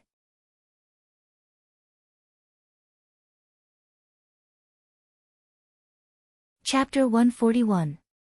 How dare she seduce her cousin's woman? She would never let her go. The reason why she didn't speak now was because she didn't want Mu Yanfeng to be angry. Anyway, some things could be done behind the scenes. There was no need to make Mu Yanfeng unhappy. "Sister Shuang, Miss Yun, is very good. It's okay to be friends. She's also my friend." Helian Chen also chimed in. Zhao Yun, felt the hostility from Murong Shuang. She guessed that Murong Shuang must like Mu Yanfeng, which was why she treated her like this. There was an indescribable feeling in her heart. It was a little bitter. Zhao Yun, couldn't force a smile. She changed the topic and pointed at the bullfrog on the table to explain to Helian Chen, "This dish is made with bullfrog. You probably haven't eaten it before. That's why you think it's delicious." "What's a bullfrog?" It's something that looks a little like a toad." When Zhao Yun, finished speaking, the people in the private room immediately felt their stomachs churn. They were so disgusted that they were about to vomit. Because it was Murong Shuang's first time tasting that kind of delicious taste, she also ate a lot just now. After Zhao Yun, finished speaking, she retched and slapped the table. Then she stood up and pointed at Zhao Yun, and reprimanded, "You bitch, you actually let me eat this. Do you want to die? How can you even serve such a disgusting thing? Let's see if you'll be punished later." After Murong Shuang finished speaking, she pulled Mu Yanfeng's hand and said, "Cousin, look at her. Just thinking about it makes me sick. She actually let us eat this kind of thing." Mu Yanfeng endured the discomfort in his chest. In fact, he was also disgusted. Helian Chen simply retched under the table. Zhao Yun, frowned even deeper.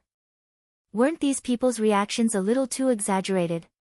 If she had known, she wouldn't have mentioned the toad. Cough cough. After Helian Chen coughed heavily a few times, he said to Zhao Yun, "Miss Yun, how can this toad be eaten?" "I only said it looks like a toad. It's not a toad. Bullfrogs can be eaten. You've also tasted it. It's delicious and its meat is very tender. Other meat can't compare to it. It's really not a toad." Helian Chen still asked with uncertainty. "No. If it is, you should be poisoned now. Aren't you fine now?" Helian Chen thought about it and agreed. He didn't feel any discomfort after eating it. He let out a long sigh of relief. "It's good that it's not. Miss Yun, you really scared me to death. If it's a toad, I reckon that I won't be able to eat for a few days." "Don't worry. Not everything can be placed on the table. I know that. But because bullfrogs look a little similar to toads, no one eats them now. That's why they don't know the taste of bullfrogs." "Miss Yun, if you say so, then it's this young master's honor." Zhao Yun said with a smile, "I didn't expect young Master Helian to eat it on the first day I sent it to the restaurant. It's fate, right?" Helian Chen nodded and said, "Haha, yes. It means that this young master should eat it. This young master has also tasted many delicacies. This is the first time I've eaten this."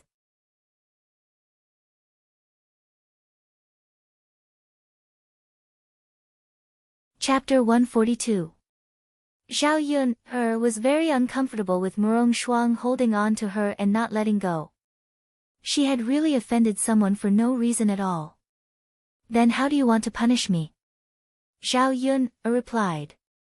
What kind of attitude is this? Shouldn't a country bumpkin be polite to me when you see me? If you want to admit your mistake, you should be more humble. Zhao Yun only felt that it was funny. How did she know that she was going to admit her mistake?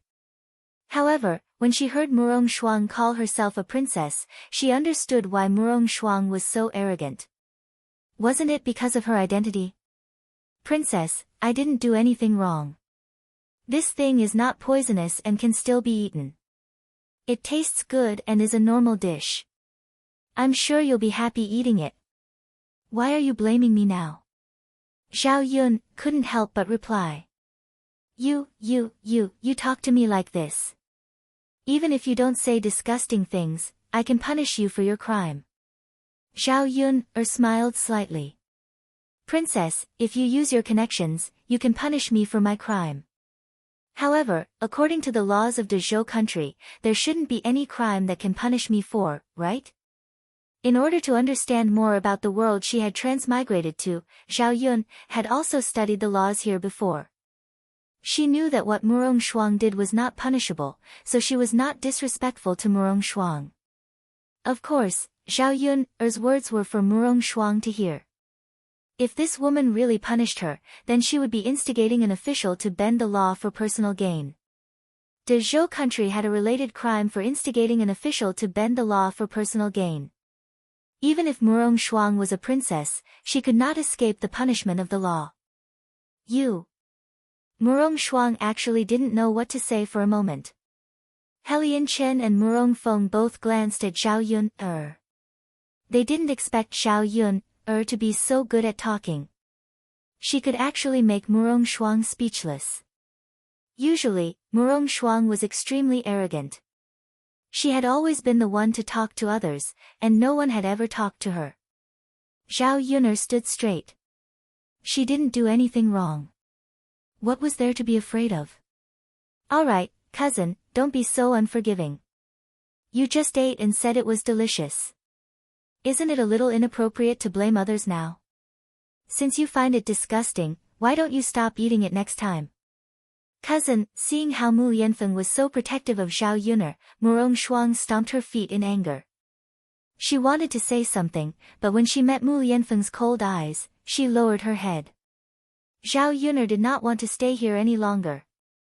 She said to Mu Yanfeng and Helian Chen, if there's nothing else, I'll go back first. The ox cart back to the village will be leaving soon. Helian Chen and Mu Yanfeng did not know what to say. Mu Yanfeng also knew that it was useless for Zhao Yun to stay here any longer. It would only make Murong Shuang more hostile. Alright, Miss Yun. Be careful on the road. Okay. Zhao Yun turned and left the private room. After bidding farewell to Sun Zhangquan, she left Fulin restaurant with Lu Lei. Upstairs, Mu Yanfeng happened to open the window to get some fresh air. When he looked down, he saw Zhao Yun and Lu Lei walking side by side. The two of them were talking and laughing together. Looking at the sweet smile on Zhao Yun's face, Mu Yanfeng did not know why he felt uncomfortable in his heart.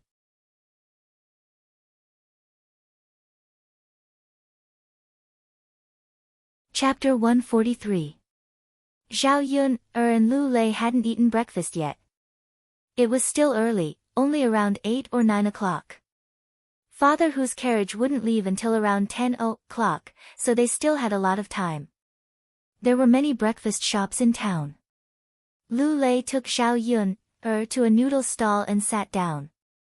He said to Zhao Yun, the noodles in this noodle shop taste good. I used to come here often to eat. The most important thing is that it's affordable and the quantity is large. I can eat my fill every time I eat here. Zhao Yun smiled. She didn't care where they ate. Since Lu Lei wanted to eat here, then so be it. There were a few tables and chairs in the stall. The people who came to eat the noodles sat at the table. A fragrant smell wafted into Zhao Yun's nose. Zhao Yun took a deep breath. It was so fragrant. The people at the table seemed to be eating very happily. They held the bowls and ate, making waves of noises. Lu Lei and Xiao Yun found an empty seat and sat down. Lu Lei smiled at Xiao Yun, and said, Yun, I made a lot of money today. I'll treat you to this meal. Lu Dalai, there's no need for that.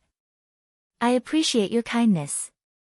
Yun, you don't have to be polite with me. I've never treated you to a meal. This is the first time. Xiao Yun thought about it and agreed. She said to Lu Lei, Brother Lei, okay, you treat me to a meal. But let's make a deal. When I make money later, I'll treat you to a meal too. Lu Lei agreed in one breath. Okay, Yun, I'll treat you this time. When you make money later, you can treat me again. The two of them reached an agreement, and a smile appeared on Lu Lei's face. After a while, the stall owner came up to greet them with a smile. Hello, two guests. What would you like to eat? I want a bowl of plain noodles. Xiao Yun said. She didn't want to eat too well, as it would cost Lu Lei more money. Xiao Yun still wanted to save as much as possible. After all, it wasn't easy for Lu Lei to earn money, and he risked his life to bring back these praise. Lu Lei hurriedly said to the stall owner, no plain noodles. Give her a bowl of beef noodles. All right. The stall owner replied with a smile. Xiao Yun looked at Lu Lei. Lu Lei explained, Yun, what's so good about noodles? Why don't you cook them at home? His beef noodles are very fragrant and delicious. But it's also expensive. Xiao Yun was distressed about the money. In ancient times, beef was twice as expensive as pork.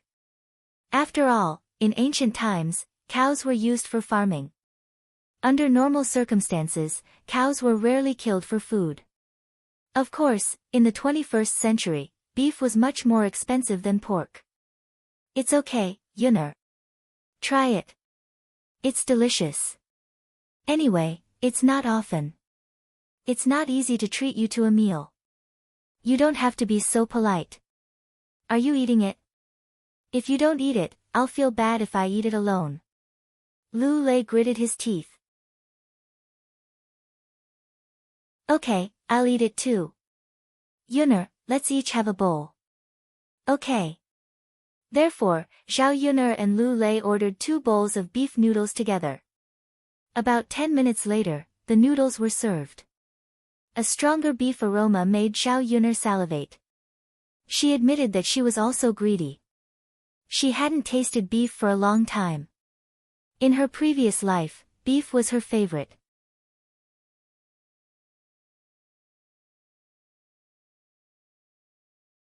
Chapter 144. The bottom of the big bowl was full of noodles, and the top was a layer of beef. The beef was stir-fried with chili.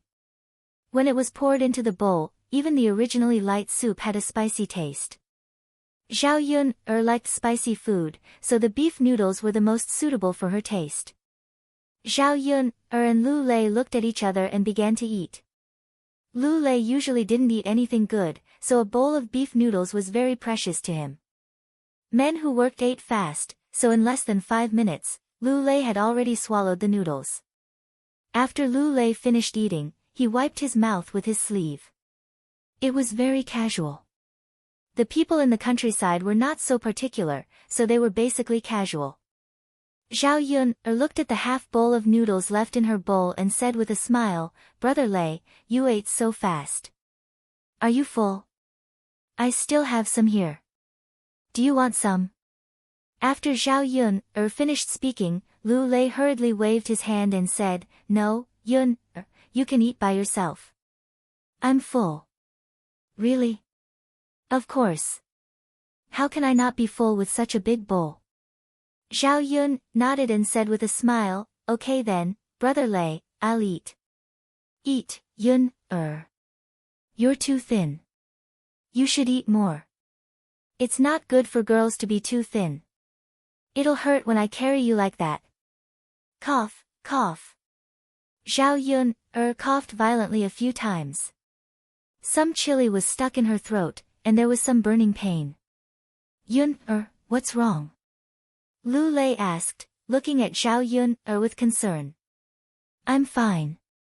Xiao Yun, continued to cough. She was just shocked by Lu Lei's words and accidentally choked herself. This guy, could it be that he knew how to hold a thin woman before? Come, drink some water. Lu Lei picked up a bowl of water and gave it to Xiao Yun. After Xiao Yun gulped down 2 mouthfuls of cold water, her throat immediately felt better. Yun, eat slowly. Don't rush. All right. Xiao Yun lowered her head and continued eating. After the two of them finished eating, Lu Lei bought some ingredients, rice, oil, and salt. The two of them then returned to Papa Hu's ox cart. The woman who went to the town today couldn't help but complain, sigh, business is getting worse and worse these days. After selling for so long, my throat is sore. I wonder how much money I can sell.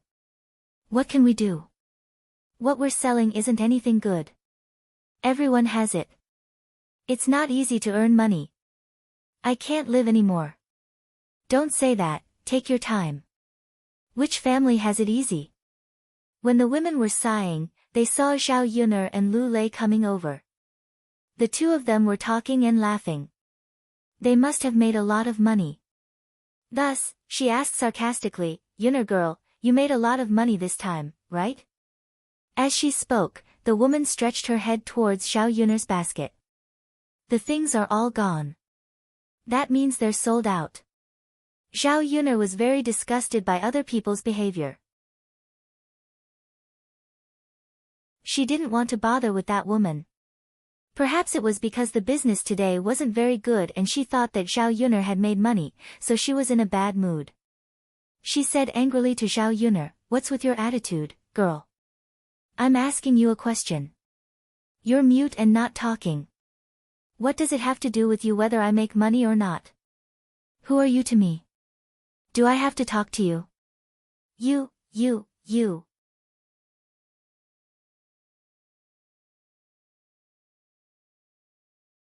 Chapter 145.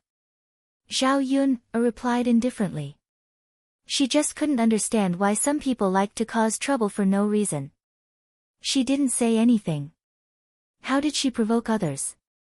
Of course, Xiao Yun didn't know that others were just jealous of her.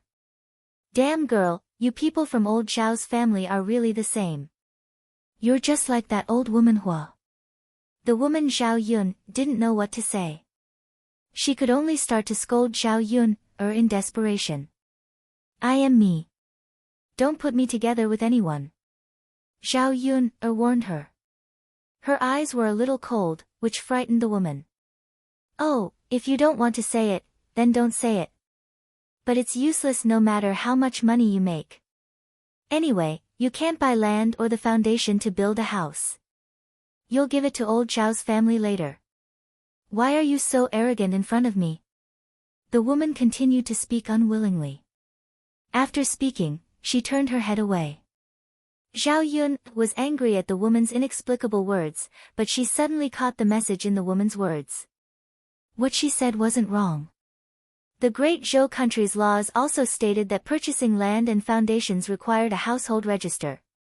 It was just like buying and selling real estate at the age of 21. One had to register their identity. In ancient times, the household registration was managed by special people in the county government.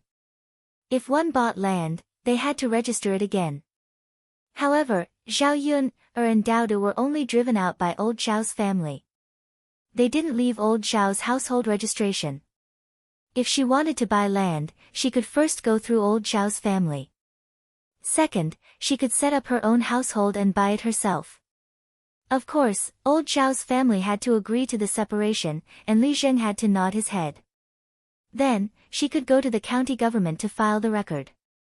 Thinking of this, Xiao Yun frowned. She felt that it was very troublesome. She had to separate before she had a good life. Otherwise, when she had money in the future, she couldn't do these things. She would be targeted by old Xiao's family. Xiao Yun thought about it for a while, and there was another way. That was when the old Zhao family would split up. When the time came, they would automatically split up.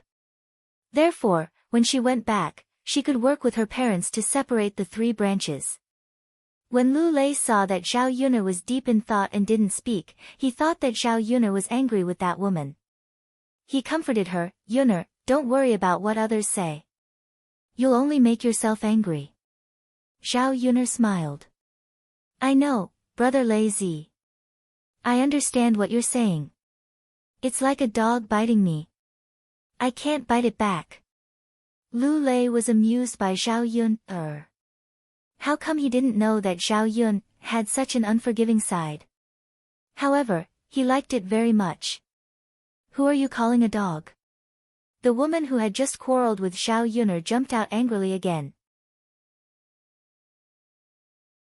Zhao Yun'er faintly retorted, "Did I say it was you? Why are you in such a hurry to jump out and admit it? You little b*tch, I really have to teach you a lesson."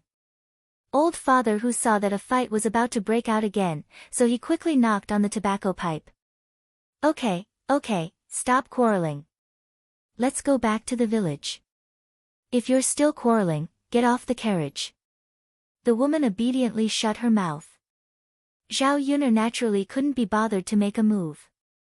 If she really made a move, she would be able to beat a big man like her, let alone a woman. It was a matter that could be solved in minutes. The carriage slowly arrived at Shui Lan village.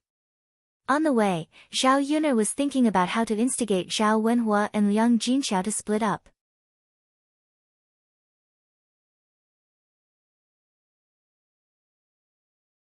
Chapter 146.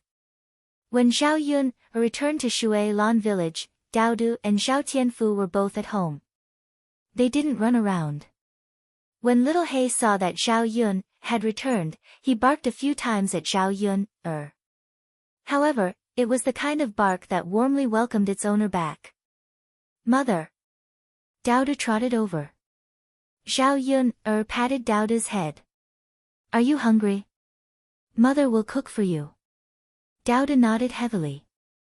"Okay. Mother, look, little uncle and I caught a lot of bullfrogs and put them in the bucket." Zhao Yun'er patted Dao Du's head encouragingly. "Dao Du and little uncle are awesome." "Aha. Then, did mother sell any bullfrogs today?" "Of course, I'll sell more in the future. When the time comes, mother will be able to earn a lot of money and buy a lot of delicious food for Dao Du." "Okay." Dao Du seemed to be very happy. Catching bullfrogs not only could make money, but it was also fun.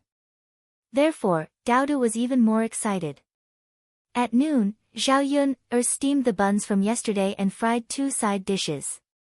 It was quite satisfying.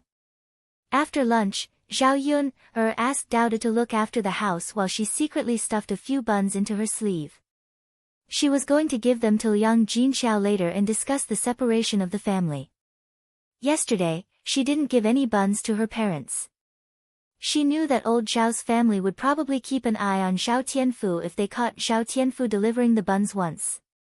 If she let Zhao Tianfu take the things back, he would be easily discovered. When Zhao Tianfu was discovered again, many of the good things that the third branch didn't expect would be eaten by others. When Zhao Yun'er arrived at old Zhao's house was still very lively. In ancient times, most of the people were from big families. Each family had dozens of members, especially those that had not been separated. Zhao Yun'er was very familiar with this place from the memories of the original owner. After all, she had lived here since she was young. Old Zhao's house was a common adobe house in the countryside. The house was built decades ago when Zhao Baoshan and Hu Chunhua had just gotten married. The house faced south, with 3 rooms in each direction. The first branch and his wife shared a room, while the eldest cousin and his wife shared a room. The second branch, third branch, and fourth branch were all in the 3 rooms on the west side. Zhao Xinhui's room in the north was next to Hu Chunhua's room. The room in the east was used as the kitchen, and the remaining room in the north was used as a storeroom. Therefore, although there were many rooms in old Zhao's house, it was still a little crowded with so many people living together. Basically, one family lived in one room. Old Zhao's yard was also surrounded by a fence. There were 2 jujube trees in the yard. They were very tall and had been there for more than 10 or 20 years. Usually, they would stay under the trees to enjoy the cool air. When the jujubes ripened, they could be harvested. The jujubes could be sold for 1 copper coin per kilogram in town. Therefore, old Zhao's family treasured them and was unwilling to cut them down. When they saw Zhao Yun, come over, old Zhao's family members all looked at Zhao Yun, I really saw a ghost. Why did this girl come over? Li Chuiying put down the things in his hands and looked curiously at Zhao Yun, Father, mother, come over and take a look. Yun, is back. Li Chuiying greeted. Zhao Yun's mouth twitched. This Li Chuiying spoke in a strange tone, as if he was trying to stir up trouble. There were many people in the yard. Some were playing, and some were working. Zhao Yun saw that her mother was washing things.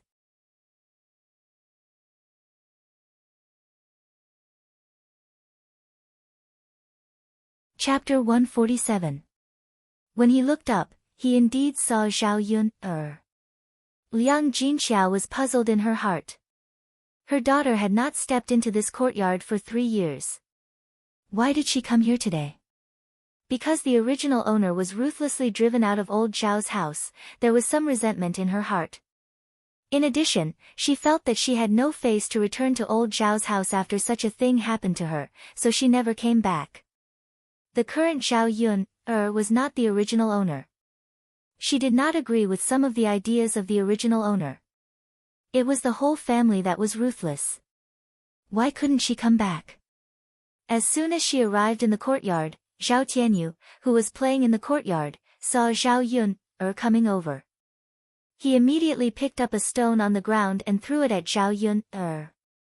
Zhao Yun barely dodged it.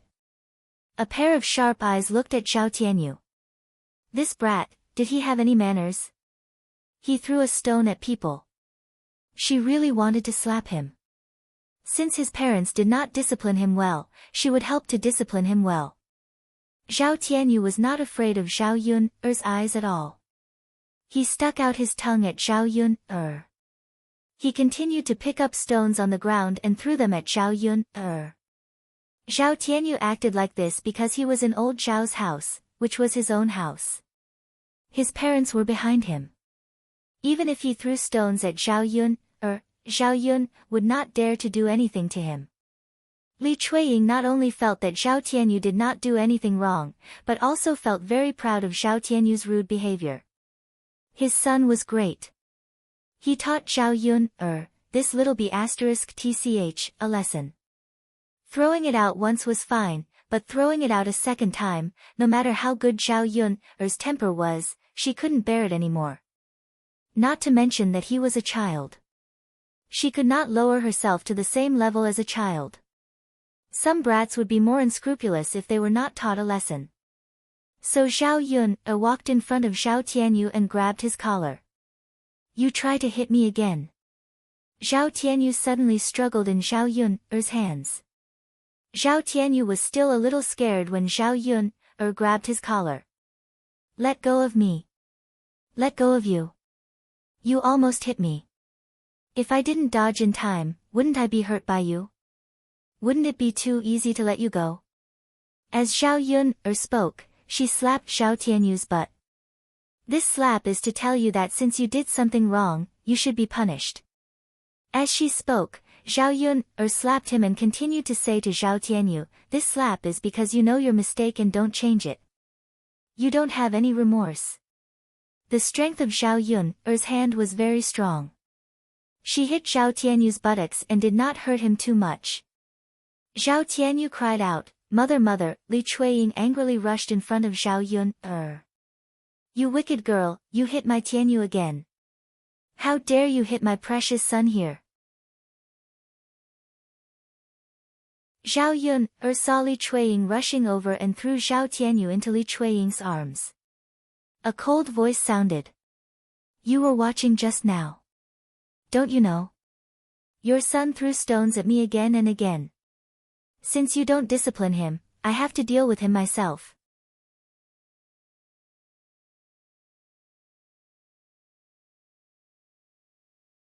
Chapter 148. Ha, she's not young anymore. She's so old. Can't she tell right from wrong? She's already 6 years old. How can she not know the consequences of throwing a rock at someone? If she really doesn't know, then I can only say that you didn't teach her well. My Daodu already knows when he's 3 years old. Zhao Yun said sarcastically. Zhao Yun's words made Li Chuiying even more arrogant. This wretched girl was too much. Zhao Yun, you're really something. Not only did you have the nerve to come back, but you also dared to hit my Tianyu. Don't go. Just wait for me. Li Chuiying shouted. She didn't dare to fight with Zhao Yun, because Li Chuiying knew that she couldn't beat Zhao Yun, Later, she would call her man over and teach Zhao Yun a lesson. I wasn't planning to leave now. I'm looking for my mother. Zhao Yun replied indifferently. Zhao Yun said and turned to Liang Jinxiao. Liang Jinxiao put down the things in her hands and sighed. Zhao Yun hit Zhao Tianyu.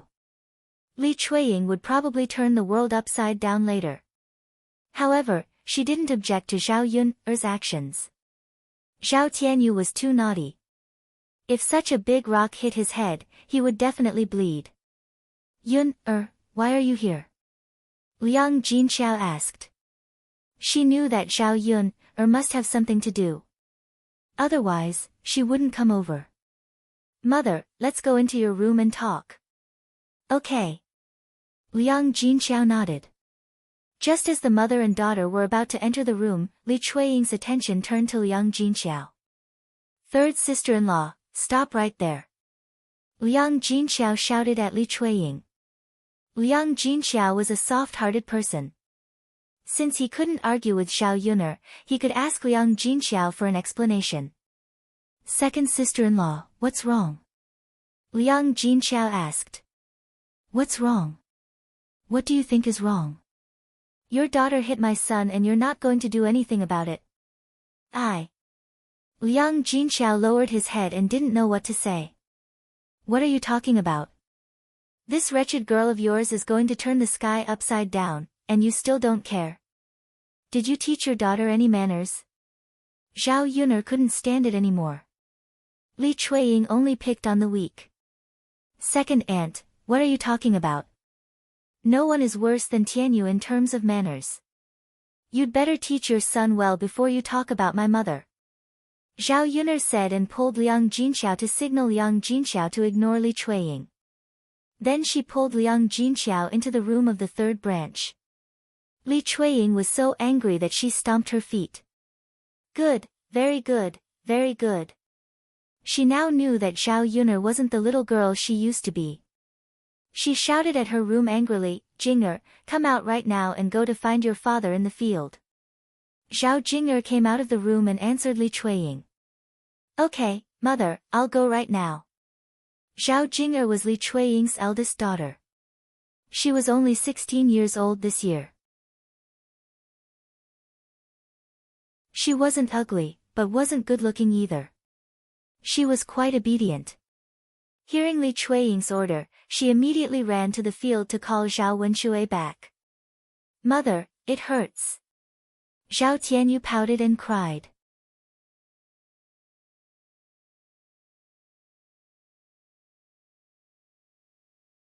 Chapter 149. Zhao Tianyu nodded unhappily. He could only wait for his father to come back. Zhao Yun and Liang Jinxiao entered the room. Zhao Ping was sitting on the bed and scratching her feet. She kept rubbing her hands against her feet. Zhao Yun saw Zhao Ping rubbing her feet as soon as she came in. She immediately felt disgusted and her stomach churned. This woman was really disgusting and dirty. She was such a big girl, but she still didn't know how to be hygienic. Liang Jinxiao seemed like a good person, but how did his daughter become like this? She was a completely different person from the original owner. Zhao Ping, saw Zhao Yun, come in. She glanced at Zhao Yun, indifferently and said with some disdain, "Why are you here? You still have the face to come back. I really admire you." Liang Jinxiao glared at Zhao Ping, and motioned for Zhao Ping, to not say that. After all, they were biological sisters. How could she speak like that? Zhao Ping, rolled her eyes at Zhao Yun, very unhappily. She really didn't know what was so good about Zhao Yun, She clearly did the ugly thing of getting pregnant before marriage, but in the end, Liang Jinxiao still sided with Zhao Yun, Liang Jinxiao first asked Zhao Yun, to sit down and said to Zhao Yun, Yun, you came here today for something, right? Is there something that you need mother's help with? Zhao Yun shook her head, "No, mother. There's nothing that I need help with." Zhao Yun said and first took out the buns that she brought over. "Mother, I made some meat buns and sent a few over today. They're still warm." As soon as Zhao Yun finished speaking, Zhao Ping immediately came over. Before Zhao Yun could give it to Liang Jinxiao, she snatched one with each hand. "Meat buns, I want to eat, I want to eat." Zhao Ping's eyes lit up. When she heard this, her mouth watered. She wanted to take a bite of the bun. Zhao Yun was once again disgusted. Under normal circumstances, Zhao Yun would probably snatch the bun back. She didn't take the initiative to give it to others. What she hated the most was shameless people snatching things from her. But Zhao Ping's hand grabbed the bun. She didn't want it anymore. Zhao Ping, Zhao Yun, are you disgusting or not? You're just scratching your feet. Why are you grabbing a meat bun to eat now? Facing Zhao Yun's criticism, Zhao Ping didn't care at all. It's none of your business. You're not clean.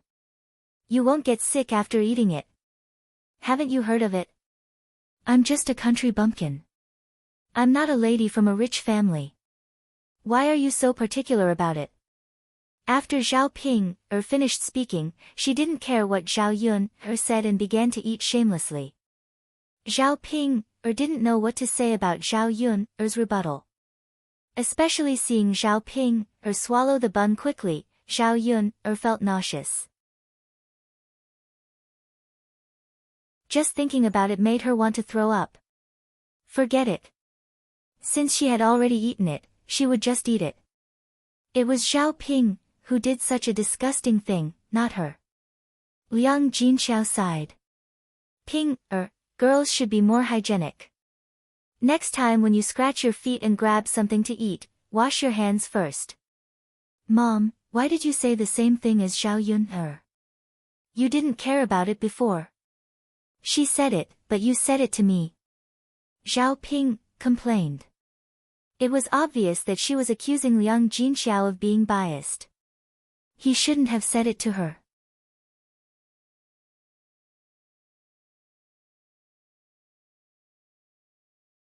Chapter 150. All right, mother, I know. You're so long-winded. Sigh, Zhao Ping stared at Zhao Yun and said, "Do you have any more steamed buns?" "I'm not full yet. I want more." Zhao Yun snorted and said, "You've already eaten 2 steamed buns. Isn't that enough? Give the rest to me." Zhao Yun said and stuffed the remaining 2 steamed buns into Liang Jinxiao's hands, and signaled Liang Jinxiao to eat them quickly. Liang Jinxiao looked at the steamed buns that were still a little warm and nodded. "I'll eat one. How about giving the other one to Pinger?" "Mother, she has eaten 2 steamed buns. If you can't finish them, why don't you give the other one to father?" Zhao Yun meant that she didn't agree to give the steamed buns to Zhao Pinger. "You're so stingy. You won't even give me one more." Zhao Pinger complained. "I'm stingy. Since you're so generous, why don't you make one for me?" don't you know that steamed buns are also considered good food in our countryside? Zhao Yun'er retorted unhappily. It was easy for her to say that. Zhao Ping'er was speechless by Zhao Yun'er's words. She rolled her eyes at Zhao Yun'er. I don't want to talk to you. After saying that, Zhao Ping'er wiped her mouth and continued to scratch her feet. Zhao Yun'er really couldn't stand such a woman who didn't pay attention to hygiene. Liang Jinxiao finished eating and said to Zhao Yun'er, Yun'er, you didn't come here today just to give me food, right? Zhao Yun'er twitched the corner of her mouth and nodded. Yes, mother, I'm here to discuss something with you. What's the matter? Mother, I want to ask, can you and father be separated from old Zhao's family, and we, the third branch, can live alone? What? Liang Jinxiao was slightly shocked. She didn't even dare to think about it.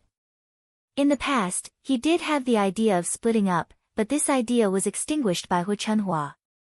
Hu Chunhua meant that as long as the old couple was alive, the sons should not talk about splitting up. Naturally, if they didn't split from the family, everything in the family would be in the hands of Hu Chunhua. Not to mention other things, the money was in the hands of Hu Chunhua. Everyone in the family had their own private savings. If anyone proposed to split from the family, Hu Chunhua would definitely take desperate measures and scold the person who proposed it. Mother, why don't we separate from the third branch? When we're together, it's always the third branch that gets bullied. It's not easy for me to come over and deliver some food, but I still have to sneak around and be targeted by the other branches. If we separate from the family, there won't be so much trouble. Zhao Yun'er didn't say that she wanted the third branch to split from the family because she wanted to split from the family. It was not that she didn't believe Liang Jinxiao, but she was afraid that Liang Jinxiao would accidentally spill the beans and let others know. At that time, it wouldn't be so easy for them to split from the family. Well, Liang Jinxiao's face was full of hesitation. It was not that she didn't want to, but there was no way to tell Hu Chunhua. Zhao Ping'er stretched her ears to listen. This time, it was rare for her to speak up for Zhao Yun'er. Mother, I think Yun'er is right. It's better for us to split from the family. Otherwise, we won't be able to eat good food secretly.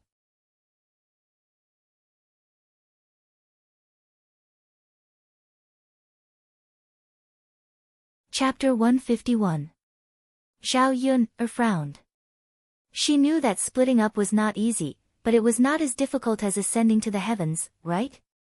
Zhao Yun'er thought for a moment and asked, Mother, other than our branch, do the other branches want to split up? Your eldest uncle doesn't want to split up, but the other branches do. Liang Jinxiao said. She was very clear about the situation. The reason why the eldest branch did not want to split up was because Zhao Tianlong was studying. Every year, his school fees were not small. The entire old Zhao family only supported one scholar. However, the cost of studying in ancient times was not low. A year's school fees would cost several taels of silver. Old Zhao's family had a lot of fields. During their leisure time, many men went to the town to work. If they did not have a scholar, their lives would not be so poor. The entire family's annual expenses were spent on Zhao Tianlong. If they split up, the money earned by the other branches would naturally not be used to pay for Zhao Tianlong's school fees. His life would also be a little better. Therefore, the eldest branch would definitely not be happy about splitting up. Their branch alone could not afford Zhao Tianlong's school fees. Zhao Yun thought for a moment. It would be easy to handle if that was the case.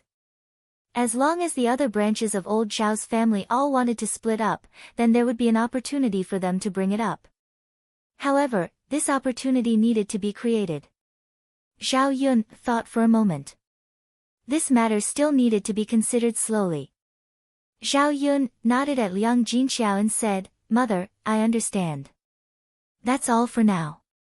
We'll talk about splitting up in the future. Yun, remember not to mention it in front of others. If your grandmother finds out, it will be troublesome. Mother, I understand. Okay. Just as the mother and daughter were about to say a few words, there was a commotion outside the house. Not only did Zhao Wenshui come back, but the other men of old Zhao's family and Hu Chunhua also came back. What happened? Why did you call me back? Zhao Wenshui asked Li Chuiying unhappily. Tianyu's father. Li Chuiying rushed to Zhao Tianyu's side and cried. She told Zhao Wenshui what happened just now. Zhao Wenshui reprimanded after hearing the story.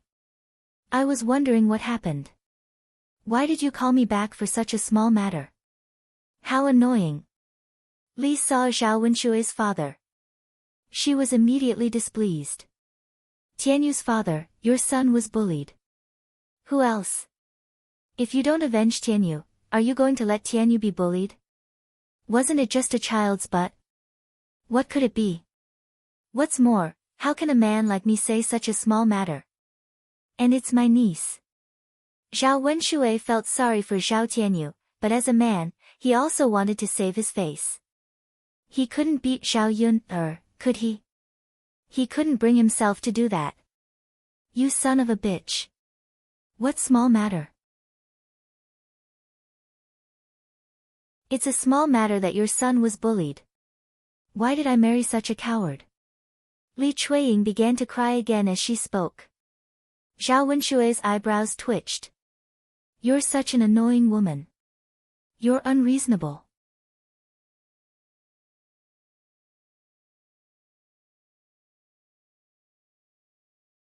Chapter 152. Just now, Zhao Jing, rushed over to tell them that something had happened.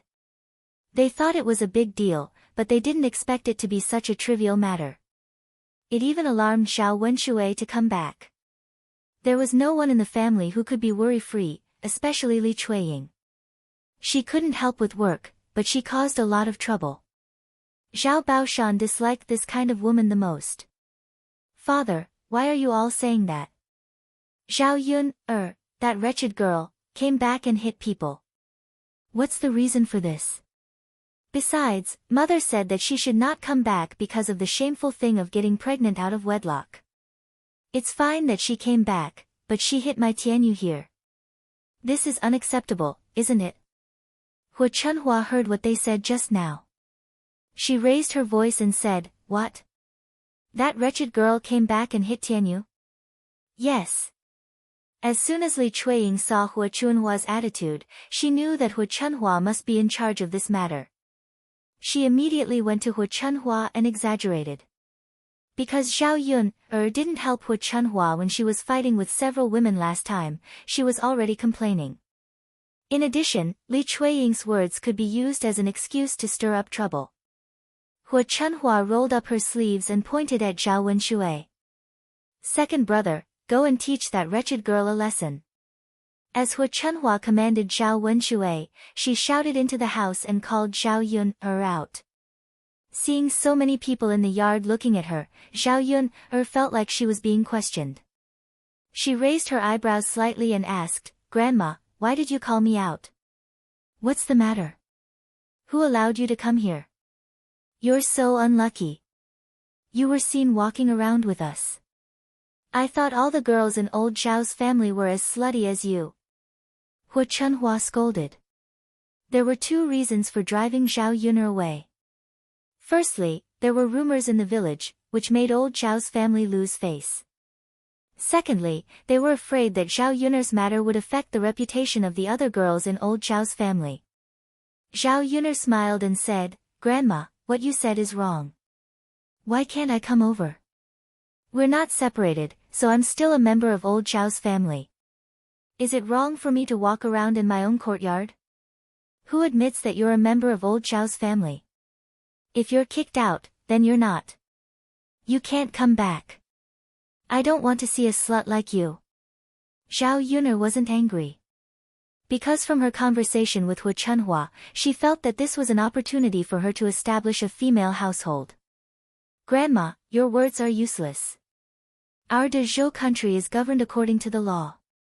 This government office has registered that I'm a member of old Zhao's family, so I can come back. Zhao Yun spoke confidently.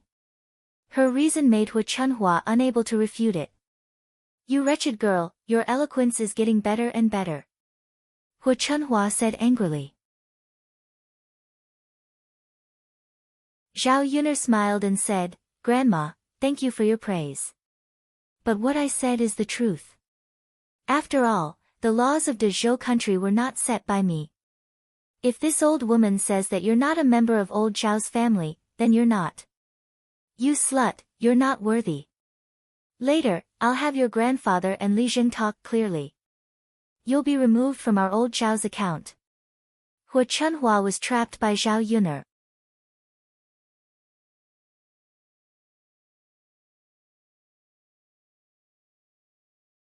Chapter 153. This would prevent Zhao Yun from using this as an excuse to keep coming to old Zhao's house. She would feel annoyed when she saw it and would get into trouble again. Hu Chunhua's words were exactly what Zhao Yun was thinking. Once she was kicked out of old Zhao's household, she couldn't be left with an empty household.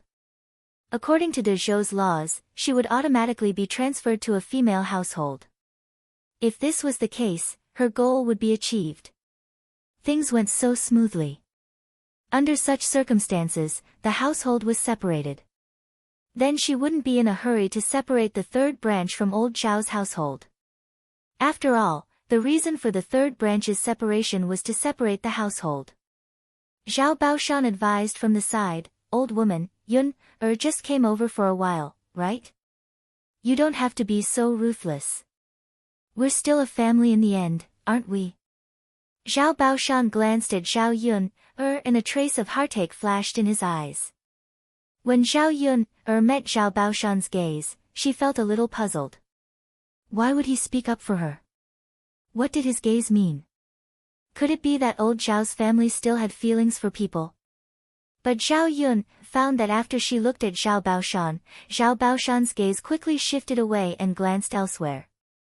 Zhao Yun had a feeling that Zhao Baoshan was deliberately avoiding her gaze, as if he had done something wrong and didn't dare to face Zhao Yun. Zhao Yun had an extra thought in her mind. This Zhao Baoshan's reaction was really strange. He must be hiding some unknown secret. She had to figure it out later. Old man, why are you always protecting this wretched girl? Hu Chunhua couldn't understand. Zhao Yun shamelessly came over, but Zhao Baoshan didn't seem to mind at all. Did he really not think that Zhao Yun's return was a disgrace to old Zhao's family? Just like what had happened before, Zhao Baoshan didn't want to chase Zhao Yun out immediately. Instead, he spoke up for Zhao Yun. Even if he was chased out in the end, he specially arranged for the old house that old Zhao's family didn't want to live in, for fear that Zhao Yun wouldn't have a place to stay. How am I protecting her? I'm just speaking the truth. Zhao Baoshan spat. Old man, the problem now is that it's fine if she comes back, but she's still being unreasonable in our house. If you don't kick her out, who knows who she'll bully when she comes back. Today's matter hasn't been settled yet. Hu Chunhua was a little agitated and looked very angry. Zhao Baoshan sighed and glanced at Zhao Yun. He wanted to say something, but didn't say it. Zhao Yun said to Zhao Baoshan, Master, I appreciate your kindness, but you don't have to speak up for me. I'll solve my own problem myself. Zhao Yun was really afraid that Zhao Baoshan would say too much and ruin her plan. If they didn't move out, it would be troublesome. Well. Zhao Baoshan shook his head.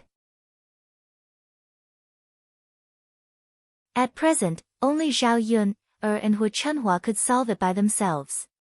His head hurt a little, so Zhao Baoshan rubbed it and sat on a stool aside. Hu Chunhua continued to argue with Zhao Yun. It was nothing more than that Zhao Yun should at least give them an explanation today. She also wanted to extort money from Zhao Yun. Zhao Yun had gone to the town to sell fish before, and she had made some money.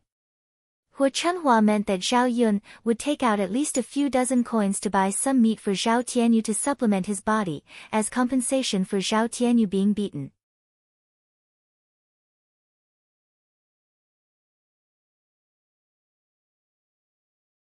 Chapter 154. Beating up Zhao Yuner didn't seem to be a big deal.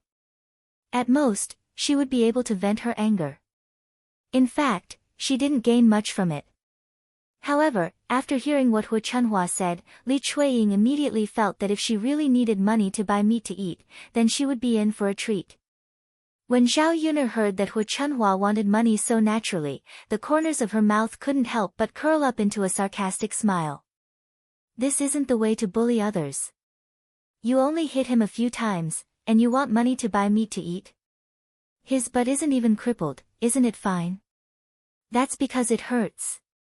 It's natural for me to hit him. If my head was hit, it would be much more serious than his butt, right? Then, will Grandma and second aunt send a pig over to nourish my body? Zhao Yuner's rebuttal made Hu Chunhua speechless for a moment. After all, this was indeed a little bit of a scam.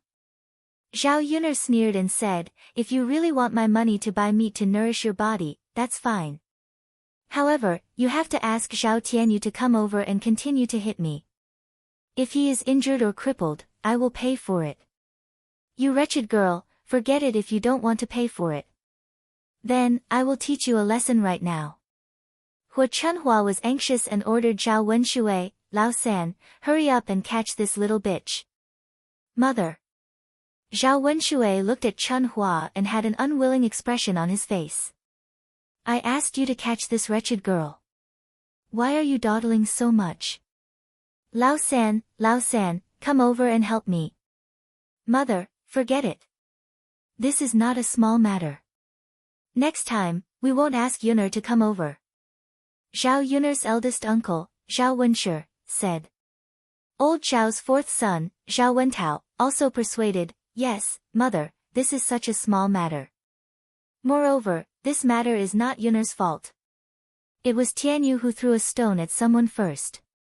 It's okay to teach him a lesson.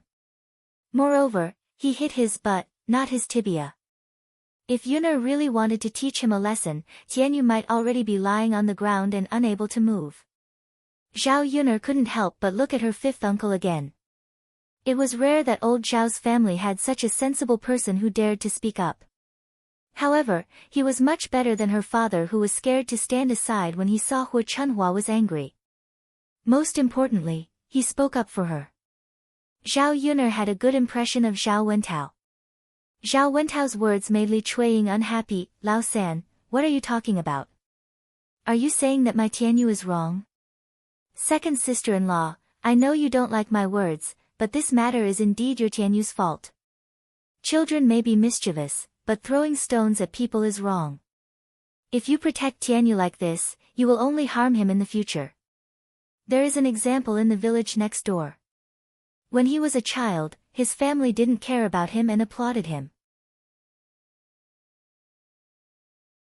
When he grew up, he directly became a hooligan, and in the end, he used a knife to kill people. In the end, he was caught and beheaded by the authorities. Tianyu is still young and can be educated. Naturally, we should let him know what he can and can't do now. Zhao Wentao's words were clear and persuasive with examples. Li Chuiying couldn't refute these words. Zhao Yuner couldn't help but sigh. This fourth uncle of hers had good values and could be so good at educating children. He must be a good person.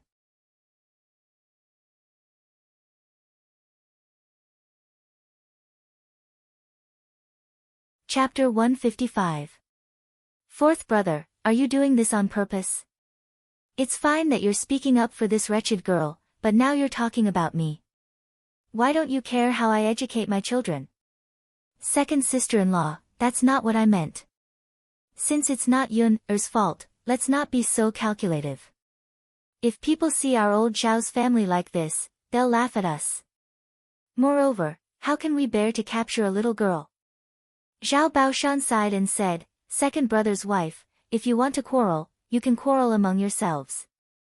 Eldest brother, second brother, third brother, fourth brother, let's continue to work in the fields. We still have other things to do after we finish our work. Father, how can you be like this? She was no match for Zhao Yuner after the men left. How could she argue with her? Seeing that the men were about to leave with Xiao Baoshan, Li Chuiying directly sat on the ground and cried. If we don't work, what's the point of living like this? Our son was beaten for nothing, and no one stood up for him or said anything. I don't want to work, I don't want to work. Zhao Yun looked at Li Chuiying, who was sitting on the ground and kicking her legs. Her eyebrows couldn't help but twitch. This kind of woman was really rare. After glancing at her, Zhao Yun's eyes showed deep disdain. Originally, Hu Chunhua wanted to help Li Chuiying argue with her. However, at this time, a person came over, and the whole old Zhao's family focused all their attention on this person. It was not a stranger, but Zhao Yun's fifth uncle, Zhao Wensheng. She had not seen Zhao Yun's fifth uncle many times. Old Zhao's family had a scholar, Zhao Tianlong, and another scholar, Zhao Wensheng. Because he was the youngest son, Hu Chunhua and Zhao Baoshan doted on him very much. The other sons didn't go to school, but they all went to school for Zhao Wensheng. Zhao Wensheng wasn't bad either. He was quite smart in his studies and had already passed the Shiozai exam. Now, he was studying in a school in the town. Every month, he received money, so he didn't need old Zhao's family to support him. He could support himself. While teaching, Zhao Wensheng would also read and prepare for his exams. After all, just being an elementary scholar wasn't enough. Only by becoming a high scholar would one be able to become an official and lead a good life. Seeing that Zhao Wensheng had returned, old Zhao's family members immediately went to greet him. This was especially true for Hu Chunhua, who immediately threw all her displeasure to the back of her head. Wensheng, why are you back? Hu Chunhua giggled. To Hu Chunhua, Zhao Wensheng was her pride. One had to know that in the entire village, there were only a few elementary scholars. Hu Chunhua now hoped that Zhao Wensheng would pass the high scholar exam. When he became an official, he would be able to lead a good life with her. Mother, the school is on break for a few days, so I came back. Zhao Wensheng said. Is that so? Ha ha ha, it's good that you're back. Wensheng, you must be tired from walking back. Come in quickly and drink a cup of water to quench your thirst. Mother will cook something delicious for you tonight. Not only was Hu Chunhua happy, but Zhao Baoshan and the other brothers were also happy. Firstly, Zhao Wensheng was their brother after all. Secondly, every time Zhao Wensheng came back, the food at home would be much better.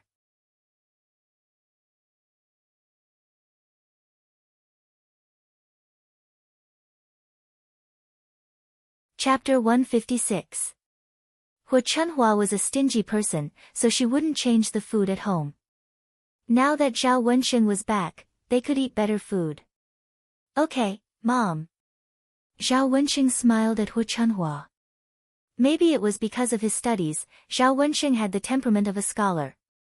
He looked elegant, which was completely different from the rough men in the countryside who did rough work. Zhao Yun glanced at her fifth uncle. He was only 25 or 26 years old. He wasn't very old. However, in the countryside, men at her fifth uncle's age were all married. Zhao Wensheng's marriage was delayed because he was studying. After he passed the Shiozai exam, he felt that marriage was troublesome. Because of his family, he would be distracted more or less. He wanted to wait until he passed the Jurin exam. Therefore, his marriage was delayed until now. Zhao Wensheng walked into the house, and Hu Chunhua asked Li Chuiying to go to the kitchen to get some water. Second brother's wife, get a pot of water. Your fifth brother is back.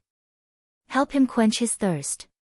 Li Chuiying saw that Hu Chunhua had forgotten what had just happened, so he said to Hu Chunhua with a crying face, Mom, Yun-her. Before Li Chuiying could finish, he was stopped by Hu Chunhua. Your fifth brother is back. Hurry up and get some water. Nothing is more important than your fifth brother's return. Obviously, Hu Chunhua didn't want to help Li Chuiying anymore. Li Chuiying stamped his feet unwillingly. Okay, Mom. Before Li Chuiying turned around to go to the kitchen, he glared at Zhao Yun. Anyway, he couldn't just let it go like this. The corners of Xiao Yun's mouth pulled out a smile, with a bit of provocation. I'm not afraid of you. After returning home from old Xiao's house, Xiao Yun was in a good mood. Although they had encountered a strange situation, the separation of households was a good start. If she separated from old Xiao's family, she would really cut off all ties with old Xiao's family. Then, everything she had would have nothing to do with them. Otherwise, no matter how much money she made now, she would still be the target of old Xiao's family in the future. Xiao Yun went back to her home. In the afternoon, she took care of the vegetable garden, fertilized it, and watered it a little.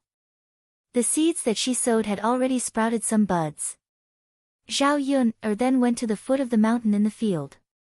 There were no vegetables at home, so she could only bring some wild vegetables to eat. Fortunately, it was spring and there were many kinds of wild vegetables. Xiao Yun searched for a while and picked half a basket of wild vegetables. Just as she was about to go back, she saw a red figure and a gray figure in the forest. Xiao Yun seemed to have heard a scream. She wondered if something had happened, so she walked in the direction of the sound. When Xiao Yun walked closer, she found that the person in red was Xiao Hong, and the person in gray was Lu San, who had peeped at Xiao Yun taking a bath. Lu San stood in front of Xiao Hong with a flirtatious smile on his face. Xiao Hong, you're really beautiful. No woman in the village is as beautiful as you. Lu San, what do you want? Xiao Hong looked at Lu San in horror. At home, she had also heard some rumors and slanders behind her back. Lu San was very lecherous. She couldn't afford to provoke him. There were many girls in the village who had been defiled by him.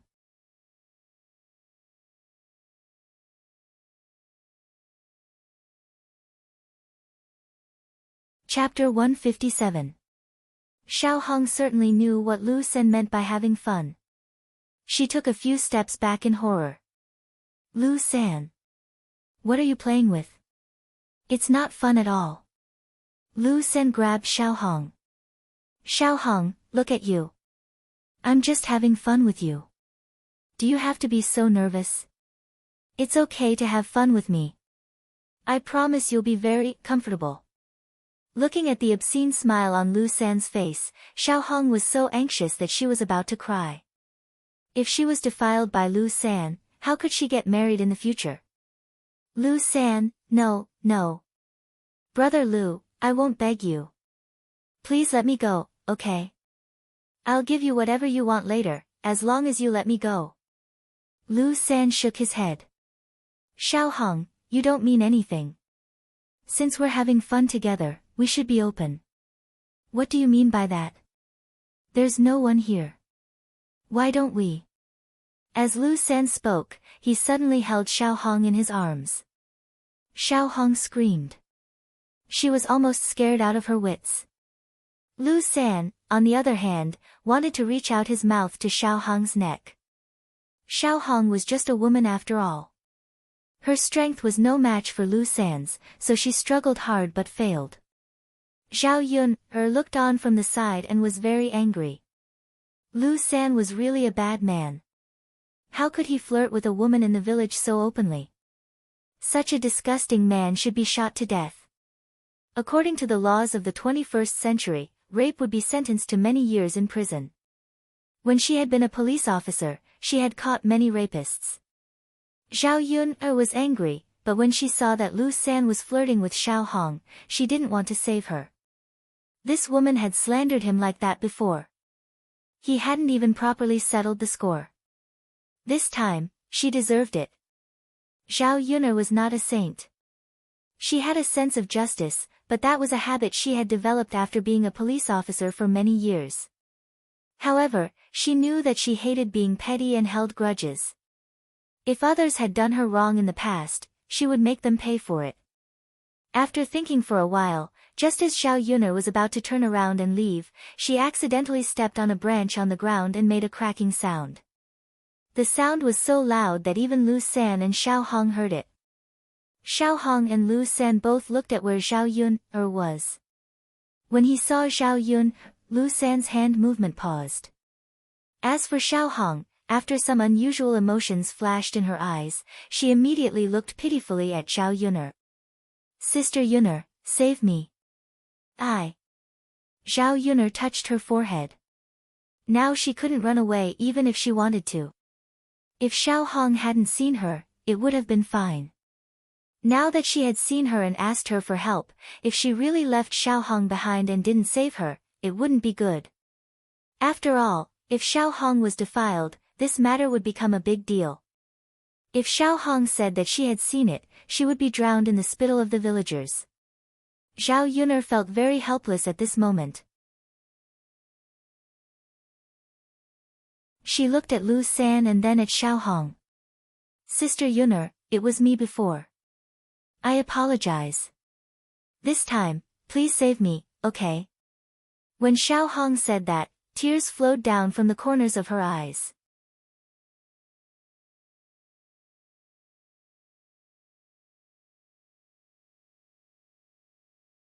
Chapter 158. She didn't really want to save Xiao Hong. She just didn't want to be the subject of gossip in the future. She also knew that Xiao Hong was a very scheming woman. If she didn't save her this time, who knew how many ways she would slander others in the future. In addition, Lu San had indeed gone a little overboard. Previously, Lu San had been defeated by Xiao Yun'er. He knew that he couldn't beat Xiao Yun'er. Seeing that Xiao Yun'er wanted to intervene again, he looked at Xiao Yun'er with some fear. Xiao Yun'er, this has nothing to do with you. You'd better stay away. Otherwise, don't blame me for being rude. Although he said that, Lu San pulled Xiao Hong back a few steps. Xiao Yun curled her lips. Then why aren't you being polite? If you don't let Xiao Hong go, then I'll shout. If people come and catch you red-handed, you won't be able to escape punishment this time.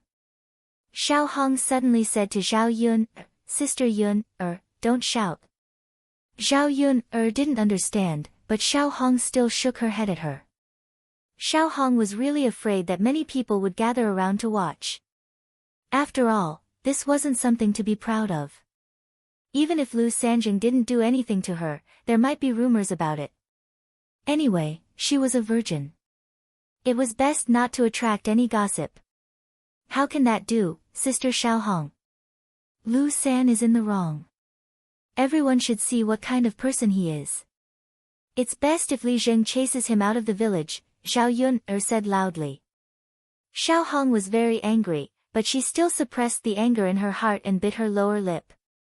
Lu San was really intimidated by Xiao Yun'er. He couldn't beat Xiao Yun'er. Now that Xiao Yun said that, he was afraid that people would really come. The consequences of being caught on the spot weren't ordinary.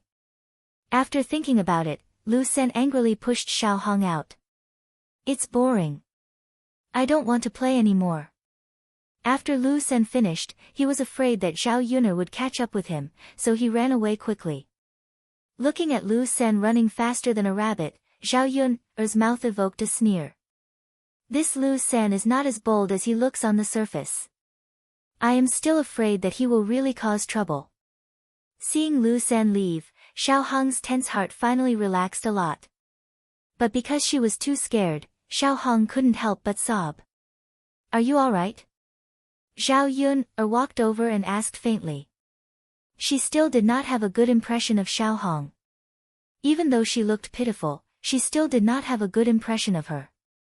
Sister Yun'er, thank you so much for what you did today. If it hadn't been for you, I don't know what I would have done.